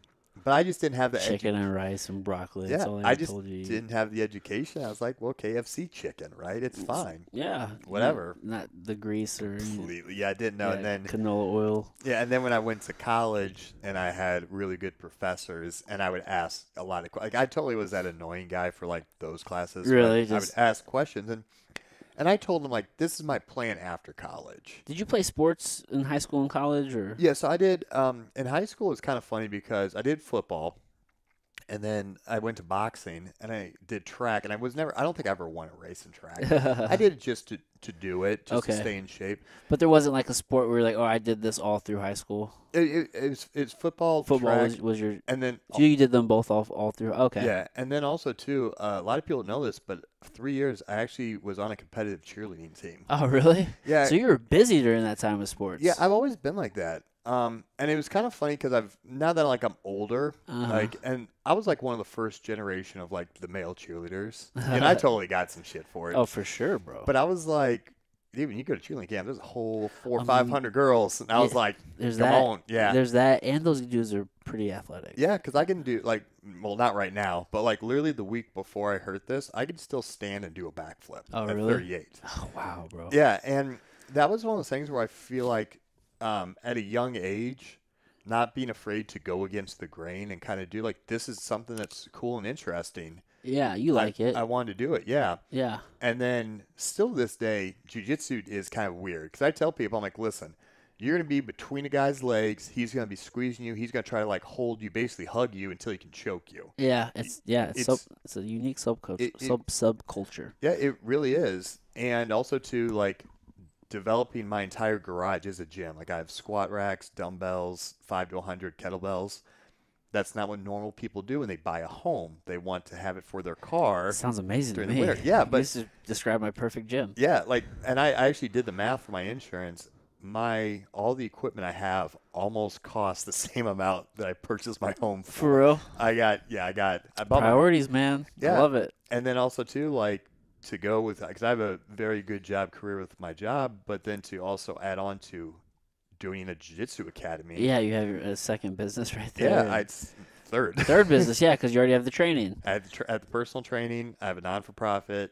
I have a jiu-jitsu academy and a full-time job with Rivian. Oh my god. And it's like, financially, do I need the personal training of jiu-jitsu? No. Do I need to have it? Like all that added pressure? No, I don't. But again, I love it. I was interested in it.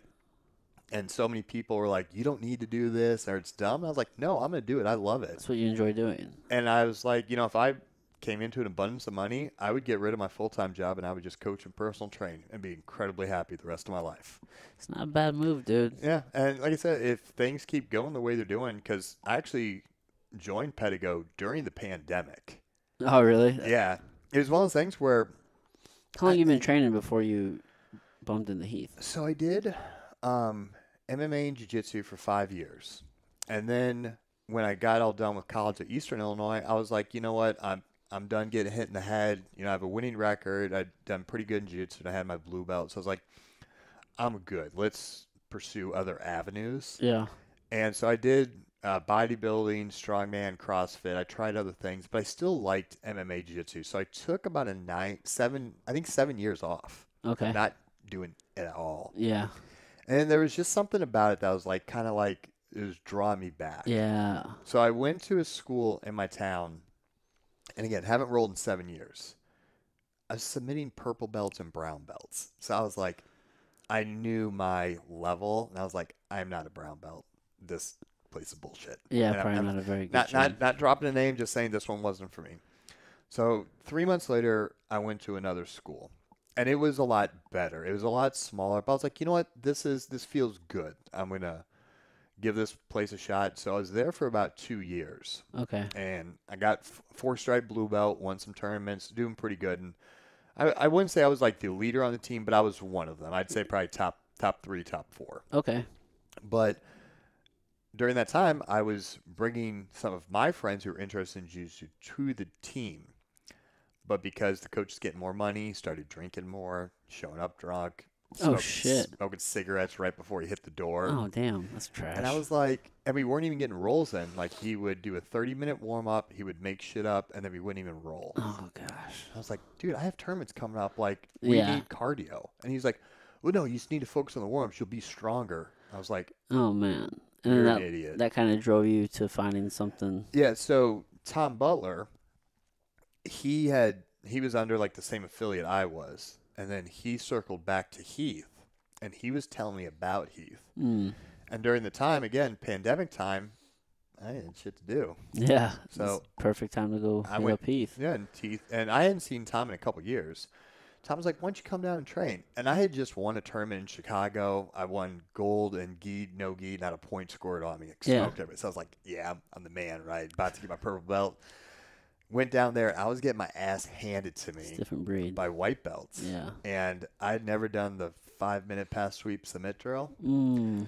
I had to go outside and puke. And Tom again knows me very well. I've cornered him. He's cornered me. Like, we're really good friends. So he knew even though I was getting my ass handed, I wasn't going to stop. So Yeah. he knew what he was doing. Oh yeah, he's just sinking the hooks in. Yeah. So I went inside to puke, and afterwards he's like, "How'd you like it?" And I was like, "What the fuck is going on?" Like, Paradigm shift. Oh man, it just like stabbed in my ego. But I was like, But in a good way. Why am I not doing this? That was my focus. Is why am I not having practices like this? This is great. Yeah.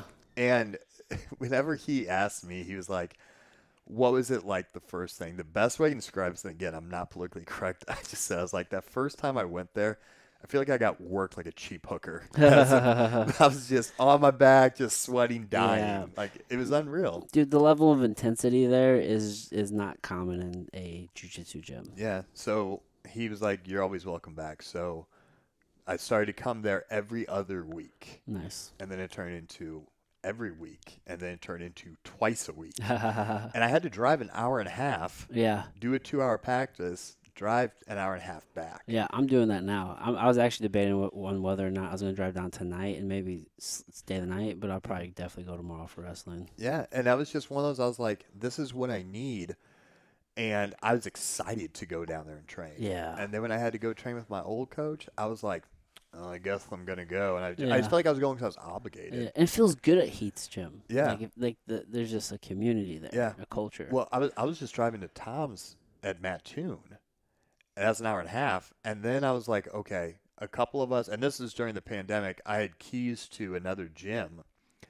And I started grabbing 5, 6 guys, and we were training like how Tom was. So I was going to train with Tom. 5, 6 guys were going to this other gym that I had a key to, and we were going at like 8:30 at night. Like, it was like Fight Club. Like, That's funny. don't tell anybody. Don't First put it on rule. social media. First rule, shut up. And then these guys said to me, like, hey, after the pandemic, can we still come here at night? We want to train like this, not like the old coach. So that kind of got the So that kind of got the ball rolling for you opening your affiliate. So I was like, Tom, here's what's going on. I was like, I know I'm just a blue belt. How can we make this work? So I went down the next day and talked. We trained, just Tom and I, and then we talked for a while. He's like, if you need this, you need to talk to Heath and go down there. And I had messaged Heath a little bit on social media, and I said, listen, I don't have anything this weekend. Love to come down and train. And all he said, come on down. Stay at the gym and train as long as you want. Yeah. So I told him when I was going to come down there. So drove down on a Friday. And I got there a little bit earlier, so everybody was just kind of hanging out. I was talking to Wilt C. Bird and Couch. And just kind of, getting a feel for the place. And then I trained that night, and just holy shit did It's not even a normal training day. No, but I still just got worked. And I tell this because I brought a lot of my guys, and some guys have gone down there without me. And I tell them, like, listen, I'm going to tell you what it's like, but nothing is going to prepare you until you're actually in it. Yeah. And just the pace, the heat in the room. Right. You just, there's nothing you can do to prepare yourself. You just got to get in it. Yeah. I just got worked. And then it was funny because then I said, hey, guys, like, I'm going to go grab something to eat. Y'all need anything? And they kind of gave me the, yeah, we'll see you later. And then I went and got something and came back, and they all kind of, oh, you're back? I was like, well, yeah. Like, I didn't understand what was going on. Yeah. And then I went and got my pillows and slept. And the next morning, went and trained again. And then that night we trained. And then I said, hey, I'm going to grab something to eat. Y'all need anything? And they were like, kind of gave me the same thing. And then when I came back, then we went over to where Marshall and some other guys lived because they invited me over there. And it was Alejandro. He goes, oh, he actually did come and stay. And I didn't really understand. And I was like, A lot of guys in and out there. yeah. And I was like, why in the fuck do you guys keep asking, oh, you came back? I was like, I said I was going to be this whole weekend. Like, what's going on? Yeah. And they told me there was 9 or 10 guys before that said they were going to stay a weekend. They do one practice and then they dip. Yeah. And Yeah, I didn't know that. Yeah. So I was like, I said, do you guys want anything? I'm coming back. Like, I'm trying to offer you guys. You're right. And they're just like, whatever, dude. Yeah. You're just looking for an excuse to leave. Yeah. And then Sunday I finally met Heath. So I was there Friday, Saturday. Didn't even meet Heath. Yeah. Well, that's why I was surprised because it's like Friday and Saturday, I have no doubt that you got good training in, but those aren't normal training days, so you're not even probably getting the same number of people that might be on like a Sunday or a Monday or something. There's like 10 or 12 those. But there's always people there Yeah, training. always people. always there somebody. training. Yeah, You always get good work. yeah. And then Sunday was the first competition practice. Right. So then, how was that? Fuck. How the fuck was that? You know what I'm saying? That's a complete different thing, right? Well, and that was the thing. Like, I was getting my ass kicked, obviously, by the higher belts. But even white belts, I was like stalemating. Dude, there's a lot of white and blue belts in there that are really good. Yeah. Just so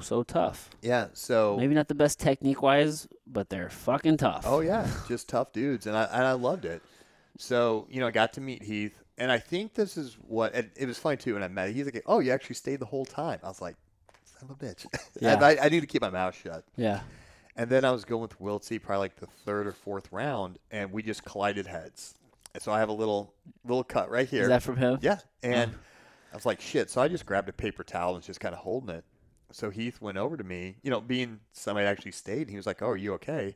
And I was like, "Yeah, it's a little cut. It's nothing bad." And he was like, "Well, do you want to stop or do you want to go on?" I was like, "Dude, I was ugly before I came here. I'm good. I'll keep going. Just let me, kind of do what I need to do." Yeah. So I think kind of like that answer, which is typical of me, by him not knowing me, I think that kind of like, okay, maybe this guy's Yeah, you're tough. yeah, he's good. You're about it. Or stupid. Yeah. But either way, it's fine. you're going to keep coming. So I gave him a little, okay, hey, I'd like to be back. And he's like, "Yeah, you're always welcome back." And then he just left.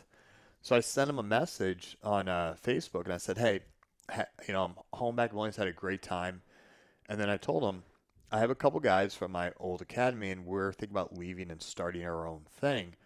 Would you be willing to give us some guidance? And he just said, he goes, "If you come back again, we'll talk." And just kind of short and sweet. And I said, "Okay, I'll see you Sunday."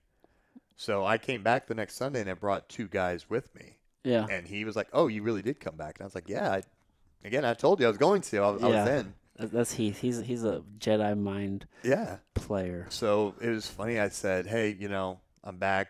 Can we talk?" And he's like, "Yeah, step into my office." And I was like, "Well, where are we going to go?" And it was just the roll-up mat. I was like, "Great office." And I couldn't believe how kind and what Heath was like, because he just said, "This is what I want you to do." He goes, "This is the pace. I want you to learn from me, from Tom. I got the numbers, and we're going to send what they're doing. I'm going to take videos and send." And he said, "I want you to be good to your guys. I want you to be a big brother, a father figure to them. I want you to work your asses off, work hard, and I want you to make champions." And that was it. Simple. And I asked him, because, I didn't know how this works. And I was like, "Is there an association fee you have to pay you?" And he was like, "No, I want you to work hard and I want you to make champions." He's like, "That's payment enough." He's like, just be a good person and care about your guys, Yeah. And your students. yeah. And I was like, I know like the other associations I started with, you have to pay $500, $1,000 a month. Mm-hmm. You have to do this thing this He way. does not care about the money at all. Yeah. And I asked him, because I didn't know. I was like, when I was there, I was like, "Do you want me to wear a white gi with no patch or that?" And he's like, "I don't give a shit." Yeah. And it's funny, because now that I have my own affiliate, I have guys from other affiliates that leave their place and come here. And I kind of sit back because I know it's coming. Yeah. And I go, "So do you have a gi?" And they go, "Yeah." So they get all nervous, start playing with their hands. And they're like, "So when I was at this gym, I had to buy their gym and it's patched up." And I was like, "Does it fit you?" Yeah. I was like, "Cool, you're good." Yeah. And like, As long as you have something "I don't to wear. have to buy like your own gi." And I said, "Listen, you have a gi. I don't give a shit, man." Mm-hmm. I said, "Now down the line, if you choose to compete," Right. I would like for you to get a, and I give them options, and I said, "You can either buy your own gi and we'll get a pedigo patch, or I'm pretty much like a girl with purses. I have like 21 gis. I have a problem, but they have patches on them." So I said, "Or if I have a gi," and I have gis in like different sizes too. I said, "If you have a gi that's in your size and I have one, you can borrow it at the tournament. I really don't care." That's cool too. Yeah, and the tournament we had in Bloomington, 3 guys had to borrow gis from me because they were just broke college kids. Yeah, that's helpful, man. And I just said, "Cool, man, wear this." And afterwards, I said, "Just put it in my car and I'll wash it." Yeah. Dude, sometimes gi shrink too. It's like, shit, man. I thought I could wear this and I shrunk it. Yeah. It's like, dang. Yeah. So You're helping people out in pinches. yeah, and I just said, I was like, so literally every gi practice, I bring my own gi and then I bring 4 extra ones. And there's been some random times that I have a bunch of people come in and I have to give up my gi and I don't get to practice that night. Or Yeah. I'll do like just no gi. And I'm like, Yeah. yeah, no, you guys are good. They're like, but this is your gi. And I was like, actually, 5 of these are my gis. I don't care. Yeah. I just want you guys to do the thing. Yeah, and also too, like 2 of the guys that have been with me a long time and they're leaders on the team. And I know Heath does this, but this is when you're being a good coach and a leader. And again, I know that Heath did this. I know that Tom does this. I know that Chad Hawkins has done this. Troy, Michael Fields, all of them. If you're being a good leader on the team and you're there grinding, you're helping new people, randomly I'll buy you a random gi. No, yeah. I see Heath give. Hmm I mean, he'll like Shoyoro really takes care of those guys. So they'll send him stuff all the time. I just see him just give it away immediately. Yeah. All the time. So here, I got this. Here, you need this. You need this. You need this. Yeah. I see kids to the point sometimes I've seen them. They're about to cry, like trying not to cry because they just got a gi, and they're just so happy that they just had this gi given to them. Yeah, and that was one of my guys. He was going to have his first IBJJF tournament, and you know how strict they are with gis. Yes. So the gi that he had bought from me, that was an Origin gi, and he had an old like Fuji gi that didn't really fit him anymore. So I bought him an Origin gi that was IBJJF legal. So I said, hey, come over here, man. And I knew his size. So I was like, hey, come over here. And I was like, all right, so here's the deal. I know your tournament is in 2 weeks. And I said, you can't wear this gi. And I kind of explained why. And you could see him kind of like, damn. And I was like, here you go. So I gave him one. That's awesome. And dude. he told me later on, he went home, he did kind of tear up. Did a he? little bit. I'm Yeah. sure, dude. How could you not? Yeah, and it was one of those things, like, he's like, man, what do I owe you? I was like, dude, just do good. Yeah. How good does that make you feel? It was one of those things where I've never had anybody do something like that, for me, Yeah. but I knew I was going to help him out. Yeah. And there's another guy that he helped me out a lot when I was injured and whatnot. So same thing. I was like, hey, man, I got a present for you. And he told me he thought I was getting a rash guard, but no, I gave him a gi. And he actually teared up in front of me because him and me are really close. So Yeah. I was like, yeah, he's one of my really close friends. Yeah. And I said that wasn't something like I never put that on social media or like no. I was like, no, like I was doing that because you're a good person for the team.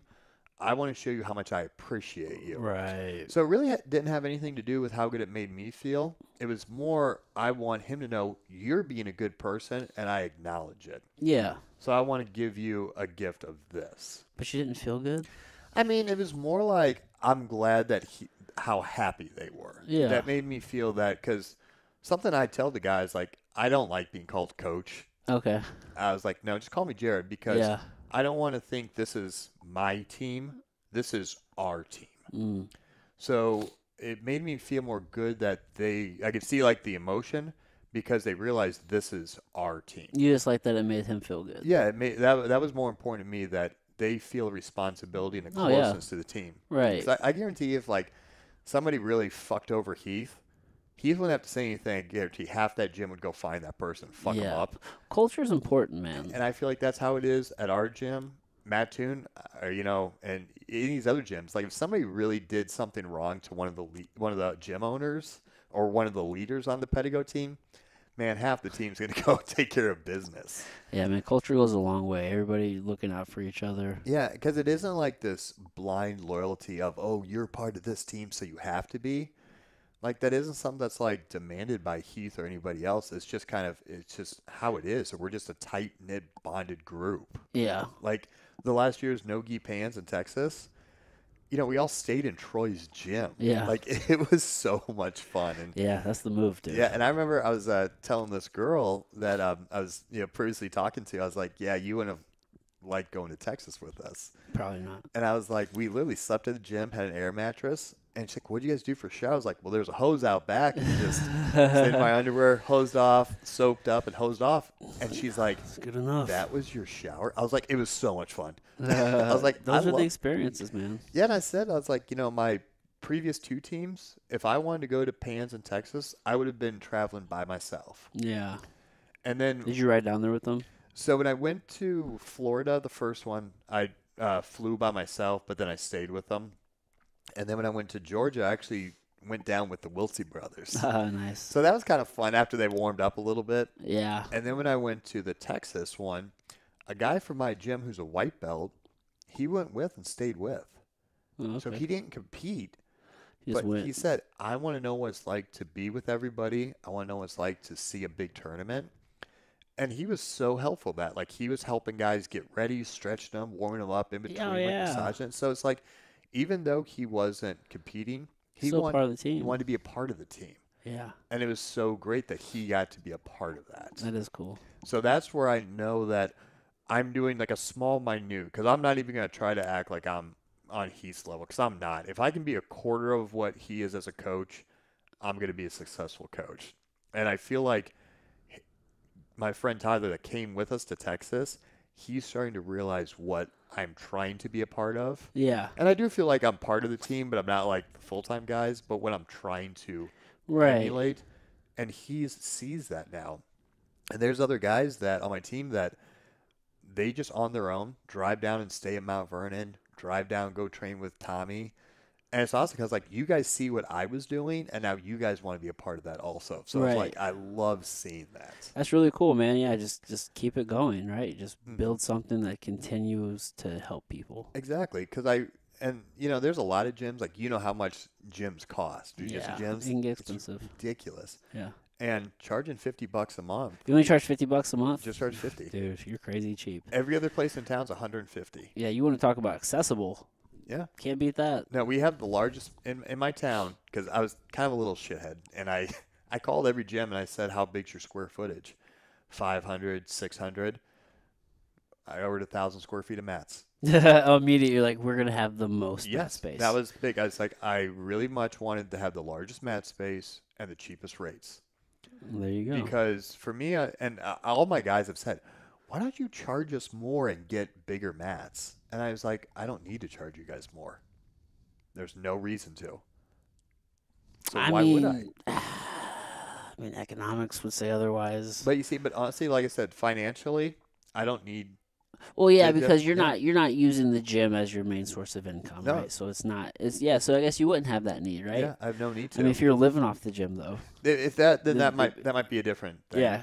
But honestly, that's one of those things where I was like, there's no reason to. And when I have like more money built up from it, I just pay for guys' tournaments. That's cool, man. I bet you there's probably 6 guys that I pay Yeah, for the tournaments. it's like a lifestyle business. It's not something you're sitting there trying to get rich off of. It's something that enhances your lifestyle and that you enjoy doing. Yeah, and the thing is too, I feel like too that along with what I'm doing, I'm also helping other people. 100%. Because like the women's self-defense classes I was talking about, I have cops help me teach them. That goes on their resume. I mean, you're building community, man. Yeah, and then again, like the women that I teach with that too, some of them end up joining, and they say they're like, because of doing this, I've gotten out of a shitty relationship. I'm more confident. I'm better with doing this, and that's guys and girls. They That's cool. see that like this has actually helped me build confidence, and I'm taking this into my personal life. Mm-hmm. And I love this story. Like I got a guy who does construction, and he was telling me, he's like, man, I had a shitty week. My boss was busting my balls, and just things just weren't going right. And he's like, I just kind of thought about how jiu-jitsu. I'm in a shitty spot. What do I need to do to work out of this? And he said that's what helped him get through the week. Mm. And then I got another guy who's he doesn't sell pharmaceutical drug. He says medical devices. It's very very distinct. So he has to know it's medical devices he sells. Yes, it's not drugs. It's Yes. just devices, pacemakers and But, such. yeah, but same thing. He was having a bad week. His boss was being a pain in the ass. Doctors just being pricks. He just, okay, what do I need to do to work through this and get better? So a guy who does construction and a guy who's suit and tie selling medical devices, they have no reason to be friends Yeah. or be around each other. There's different ends of the That is- thing. Very good friends, and they use the same rules from jiu-jitsu for completely different jobs. Yeah, yeah. I mean, that is the beauty of jiu-jitsu, right? It brings Mhm. people from all walks of life together. Oh yeah, like I just about everybody there, no reason to be friends. Like I literally have guys who are felons. I have Police high officers, schools, kids, police officers. Yeah, Oh, you got I mean, I roll with people who are in their 60s. Yeah. Like you say teenagers. You see them all on the mats. everything. And it's like they would have like there's a few people that they're friends previously and they brought them, Mm-hmm. but other people like they have no reason to ever bump into each other in life, and now they're some of the best friends. Right. Yeah. You get lawyers, doctors, plumbers, every walk of life. Oh yeah, Yeah, man. And again, I think there's just lessons to be learned doing hard things and challenging yourself. but the problem solving and the things that you have to do with jujitsu is definitely just it. It kind of drives those lessons home in a little bit of a different way. Yeah, and we do things too. Like every Friday, Friday's our open gym.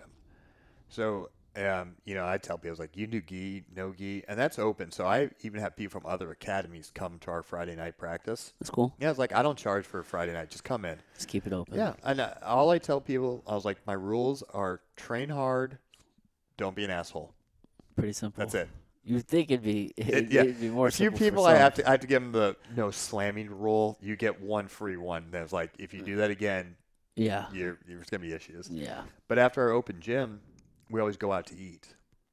And we have a couple guys that, they're high school or college kids, so they have to work at a fast food place. Mm. So we'll go to a place they're working. So that way then they get to see us. Yeah. And then whenever we have UFC fights, there's 3 of us when we rotate. We have UFC fights at people's houses. Yeah. So as a team, we hang out every Friday night. Man, that's cool, man. I gotta get better at stuff like that. Yeah. And then UFC fights, we all get together and either we order food or everybody brings a dish. Mm. So that's like our hangout get together. You host these at your house, or you guys go to someone's house So the different each time? main one we go to is Mike and Brittany. They're a couple. Okay. They have the basement set up. Oh, they have a nice. projector. So most of the time we go there, like this Saturday is where we're going. Nice. Everybody brings $20. I'll bring some food also. So that's what That's we cool, do. man. Yeah. Yeah. And it's just a thing where we're just all hanging out outside. Yeah. And I know a couple guys, they've done like double dates together. And there was a guy that he was moving. So we all said, I put like in our Facebook page, hey, so-and-so's moving, show up. We all helped him move. Nice. Yeah, and that's just kind of like our communities. We all hang out together. We did like a Christmas thing together.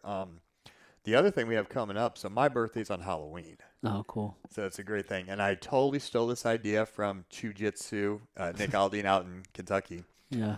The weekend before, on our Sunday practice, our competition practice, everybody's going and they're buying shitty, ugly suits. And the Sunday before Halloween, we're wearing ugly suits. One of the guys, Maddox, he's going to wear a sundress just to be goofy. Yeah. And we're going to have our practice in clothes. So that way then it's fun. And we take before and after pictures and people's shit is just ripped. Yeah, that is funny. But also you get to see what it's like to do jiu-jitsu against real clothes and wearing real clothes. Yeah, you're simulating a real life situation. That's really creative. So that's something that the guys who are cops, I give them a real long heads up so they can get that day off. So it's like, it's a little selfish, I will admit, because it's my birthday. And, Yeah. I want all the But guys. it's to hang out. awesome. But also too, the guys who are cops, they get to see what it's like to train against and real life clothing. Yeah. So the cops, I'm like, just get that day off. It'll be worth it. Yeah. And That's cool. And it's just fun just to do that. And again, I totally stole it from somebody, and this will be our second year doing it. That's smart though, man. That's a really good idea. Yeah, and it was funny. The first year we did it, Maddox, he's just kind of like the goofball of the team, like love the guy to death. He wore an Elsa dress. And now the funniest part was Ryan, his 2 kids were there, and I totally encouraged the guys to bring their kids to the practice so they can see what dad does. Like I think it's good to have your family involved in this type of stuff. So Ryan was going against Maddox in the Elsa dress, and his 2 kids were over there going, "Go Elsa, go, go Elsa, go!" And I was like, That's a sight. I so wish I would have stopped and gotten a video. Yeah, you of totally them should have cheering. recorded It's that, So dude. funny, but his dress he had glitter, so we were covered in had fucking glitter glitter all for like over a the mat. month. Oh, For a shit. month. That's miserable. It was kind of funny. So I just said, if you guys want to wear whatever you want, I just said my only thing, if you're gonna be like Max and wear a dress, no glitter. No glitter, bro. That's- I'm not a fan of glitter. One and done with that You're one. finding it for weeks. Yep. That's hilarious. But yeah, but that's kind of the thing that, if you even look at like Heath's gym, like they all live together, they hang out, they do stuff together. So that's just kind of our version of doing it. Yeah. It's every Friday we go out to eat. And I know Tom and Matt Toon, they have like a morning practice. So a lot of them, they'll go to the morning practice and they go out to Denny's. Mm. So I think that's something where, it's just like the closeness of our team. Like we want to hang out. We want to be friends. Yeah, man. Do things together. Keep it fucking. Just keep it like a family environment, Yeah. right? Like you actually like each other and you want to hang out. Yeah. I mean, that's cool. yeah, and we're like family too. Like there are little tiffs. Yeah, like there was just the other day, like one guy, Little Red, he got in an argument with Brendan, and they kind of got into it. Hmm. And I was on crutches, like first practice back from the hospital. I'm like, son of a Like the bitch. kids are bickering. Yeah, and I just said, hey, and I said, Brendan spoke his piece, Red spoke his piece. I said, okay, you guys are both being bitches. Now shake hands and talk it out. Yeah. And they did. It happens. Yeah, and I think that's the thing. Like, with a combat sport, it's going to happen. Yeah, and sometimes you just come in there, man. Maybe you're just a little off that day or a little bit of a shitty mood. And dude, sometimes I'll go in, I'll train, and I'm trying to use this time to work through my shitty feelings right now, and I'm not necessarily in the best mood, or I don't yeah. necessarily want to be talking right now, so I'm not maybe as conversational as I would be normally. But it's like, hey, man, like let's just fucking do this thing. So there is that too sometimes. So Oh, yeah. we're all just humans. Yeah, there was one day I totally had one of those days. Yeah. And I just told them, I said, listen, I'm in a bad fucking mood. Yeah. And I said, 5-minute rounds the whole time. Like, just go. Yeah. Let's just do it. I don't want to coach. I don't want to talk. I'm just in a bad mood. Yeah, and that happens, dude. And at the end, I felt so good. Yeah. And it's funny because Tom said he had a day like that the other day too. He just was kind of off. And he's Yeah. like, I just need an hour of just rounds and just get worked. And he's like, man, that felt great. Yeah. And Therapy. I said too, like, I'm not perfect by any means. Again, like I've just totally made some shitty decisions, in my life. And there were times when I've had bad days. Like, man, I've had a bad day. I'm going to buy a case of beer. Yeah, one And- just leads to one bad decision to the next. Yeah, and it's one of those things where like, and then I'm in a bad mood. I have alcohol in me. Made some more bad decisions, and other people have done that too. But now it's like, hey, if I'm in a bad mood, go to kickboxing, go to jiu-jitsu, go lift some weights. You have a healthy outlet, Right. and there's been people that they've said like, hey, I'm not going to come to practice. I'm in a bad mood. So then I give them a call. What's going on? I'm like, I'm coming to pick you up. You're coming to practice, Jack. Dang, dude. You're exceptional, man. And then they come to practice and they're like, man, that was the best thing. And Yeah, I was like, I can see why Heath would allow you to, carry on what he's building. Well, and the thing is too, like, that's something that I would say normally, hey, when I was a young kid, I'd be like, okay, I got a case of beer. I'll come over and take care of you. Yeah. But then it's like, am I really helping the situation? No, you still got to deal with it. Yeah. But then it's like, and before I even had the Jiu-Jitsu Academy, there's a guy in the team that, he was with the old place and he left and came with me. Mm-hmm. He was having a bad day and I had the garage gym. I was like, get your ass over here. We're going to work out.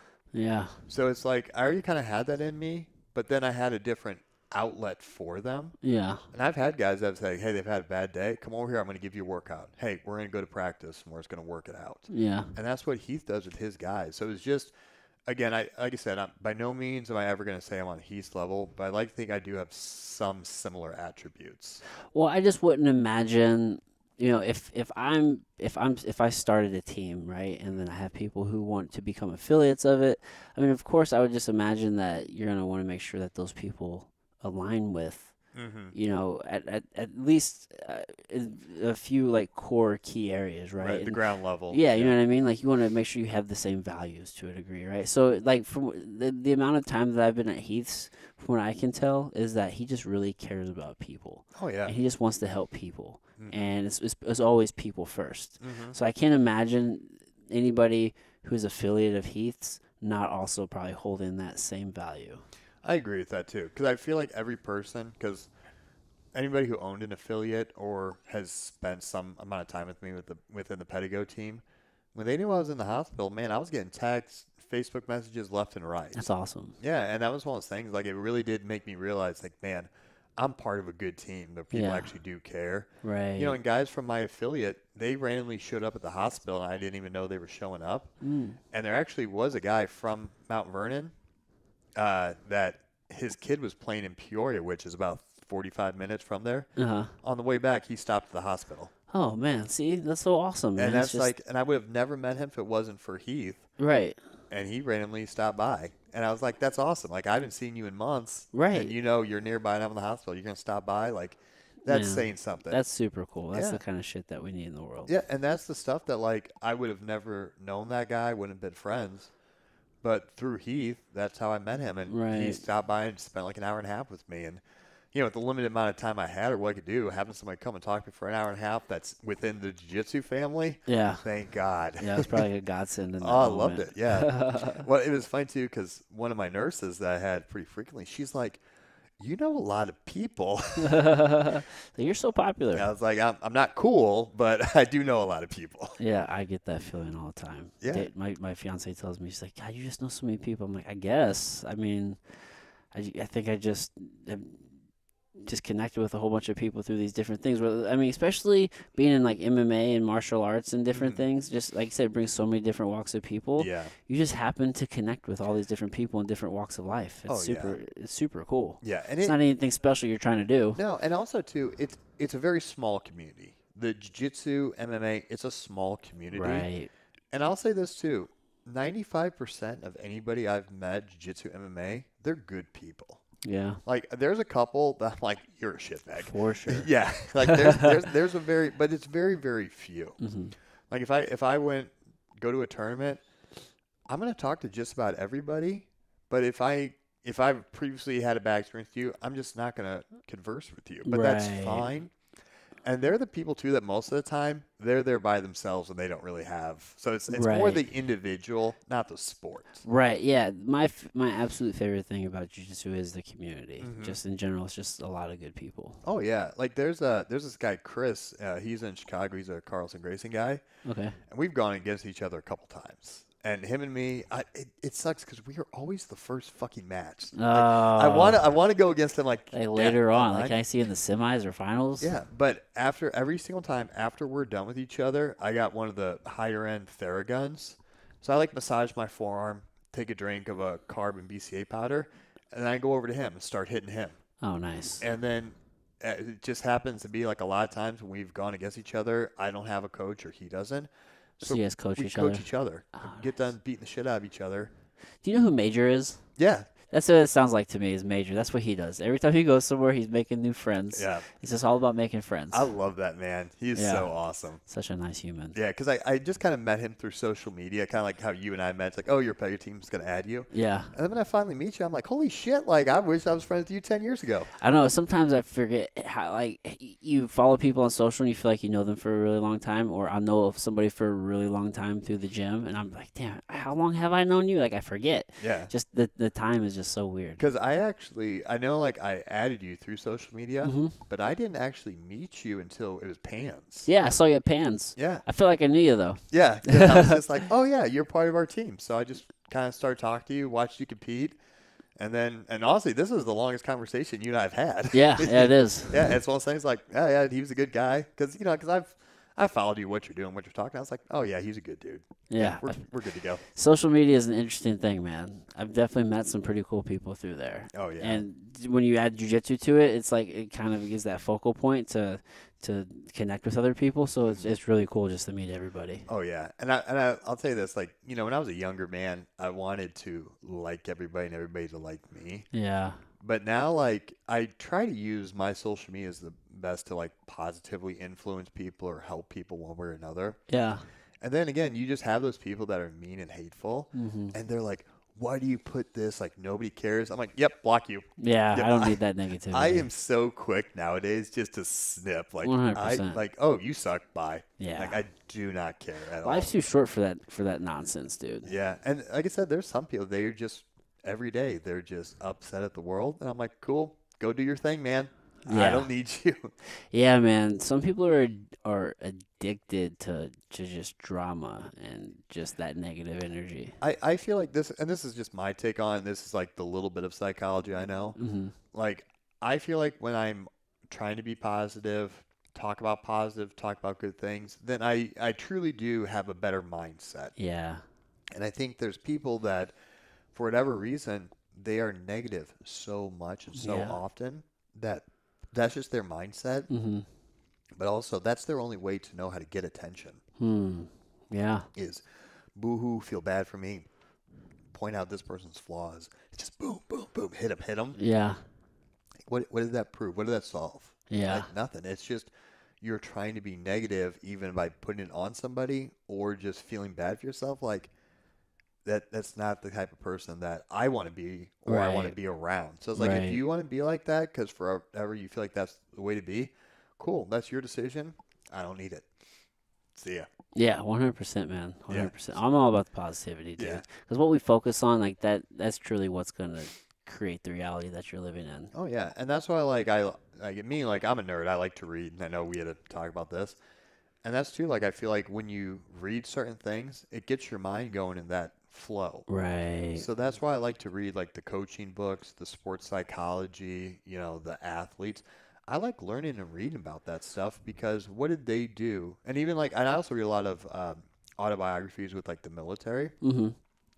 Because every single military book I've read, it talks about some type of really shit situation. Yeah. And then what was their mindset to overcome it? Whether it was to get into the military, overcoming the training, overcoming, a firefight or a death of a teammate, Right. or getting out of the military and then transitioning to civilian life. What was your mindset? You went over it. And sure enough, I have military individuals at my academy. I have military individuals that I personal train and military individuals that I work with.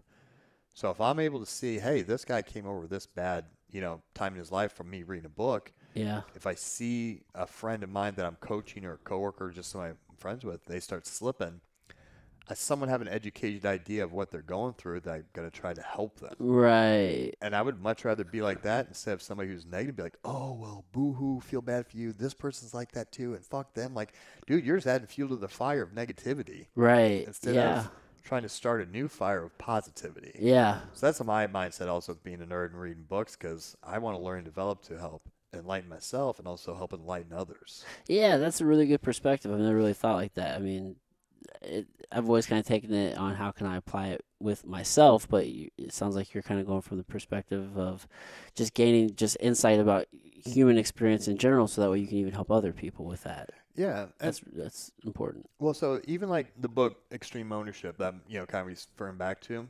So if any of y'all haven't read that, I highly recommend. It's probably my top 3 favorite books I recommend to people.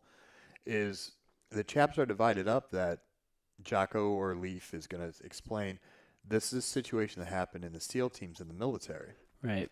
Then they take that same story and how there's some type of thing like a Fortune 500 company or a factory. The lessons that was learned in the military, how to overcome an objective, Yeah. can be used in civilian life in a Fortune 500 or a factory. Right. The principles apply. Yeah, so that's kind of how that book really did change my life and how I viewed things because then I was like, okay, well, maybe I had, some type of an issue when I was coaching or being an athlete. How did I overcome this? How can I apply that to real life? Yeah. And especially with my position where, I'm in like a type of leadership role where I have to like look over people. It really is. How did I learn as a coach or, as a team captain? How did I try to diversify other people? How did I motivate them? How did I talk to them? Mm-hmm. Now I use that with my real life job of how do I talk to different groups of people? Mm-hmm. I learned that being a team captain and being a coach. Now I can use that also with my real job. Yeah. Yeah. Taking those lessons and applying those in other places. Yeah, and then, when I'm reading a book and something happened to an individual, and then I'm coaching somebody or have a buddy, and his story may not be exactly like it, but it's pretty damn close. Right. I can take that and intelligently talk to them, so then I relate to them, and then they're going to open up, and then we look for solutions. Nice. Nice.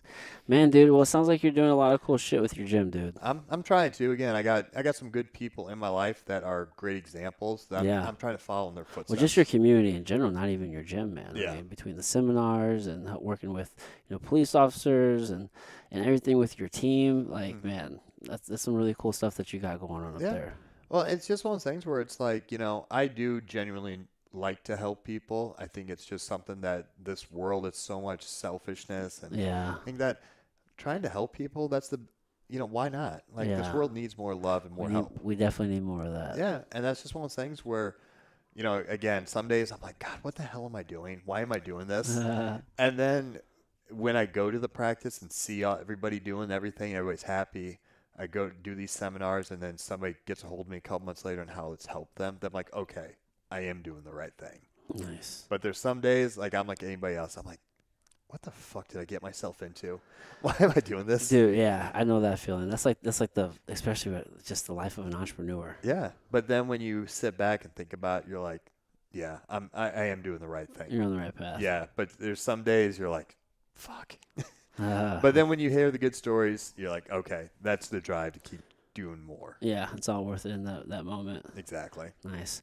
Dude, well, Jared, let's wrap this up, my man. It's been fun, dude. Tell the people how they can check you out if they wanted to follow you. Yeah. So on Facebook, Jared Game, but spelled Gahm. I have a unique last name. Yeah. And then on Instagram, it's training_for_my_legacy. Yeah. But I started with my personal training company, and it's Legacy Training. And my quote or what they have with it is, "What will you leave behind?" And it's kind of funny because I felt like I want to be reminded as a good trainer for helping people. And now it's with the Jiu-Jitsu Academy, I wrapped it all in one, and now it's PSF or Pedigo Submission Fighting Legacy. Yeah. It's all So about legacy. It's also, what's my legacy going to be as a coach, and my students, what's their legacy going to be if they're taken from jiu-jitsu? Yeah. So that's how my social media name is also training for my legacy. Yeah, dude. That's cool. I mean, you're building your legacy one day at a time. Yeah. So you can get a hold of me with Facebook or that, and then Instagram, the Training for My Legacy. Awesome. Dude, Jared, thanks again, my man. Yeah, absolutely, man. Thanks for having me. Yeah. All right, everybody. Till next time.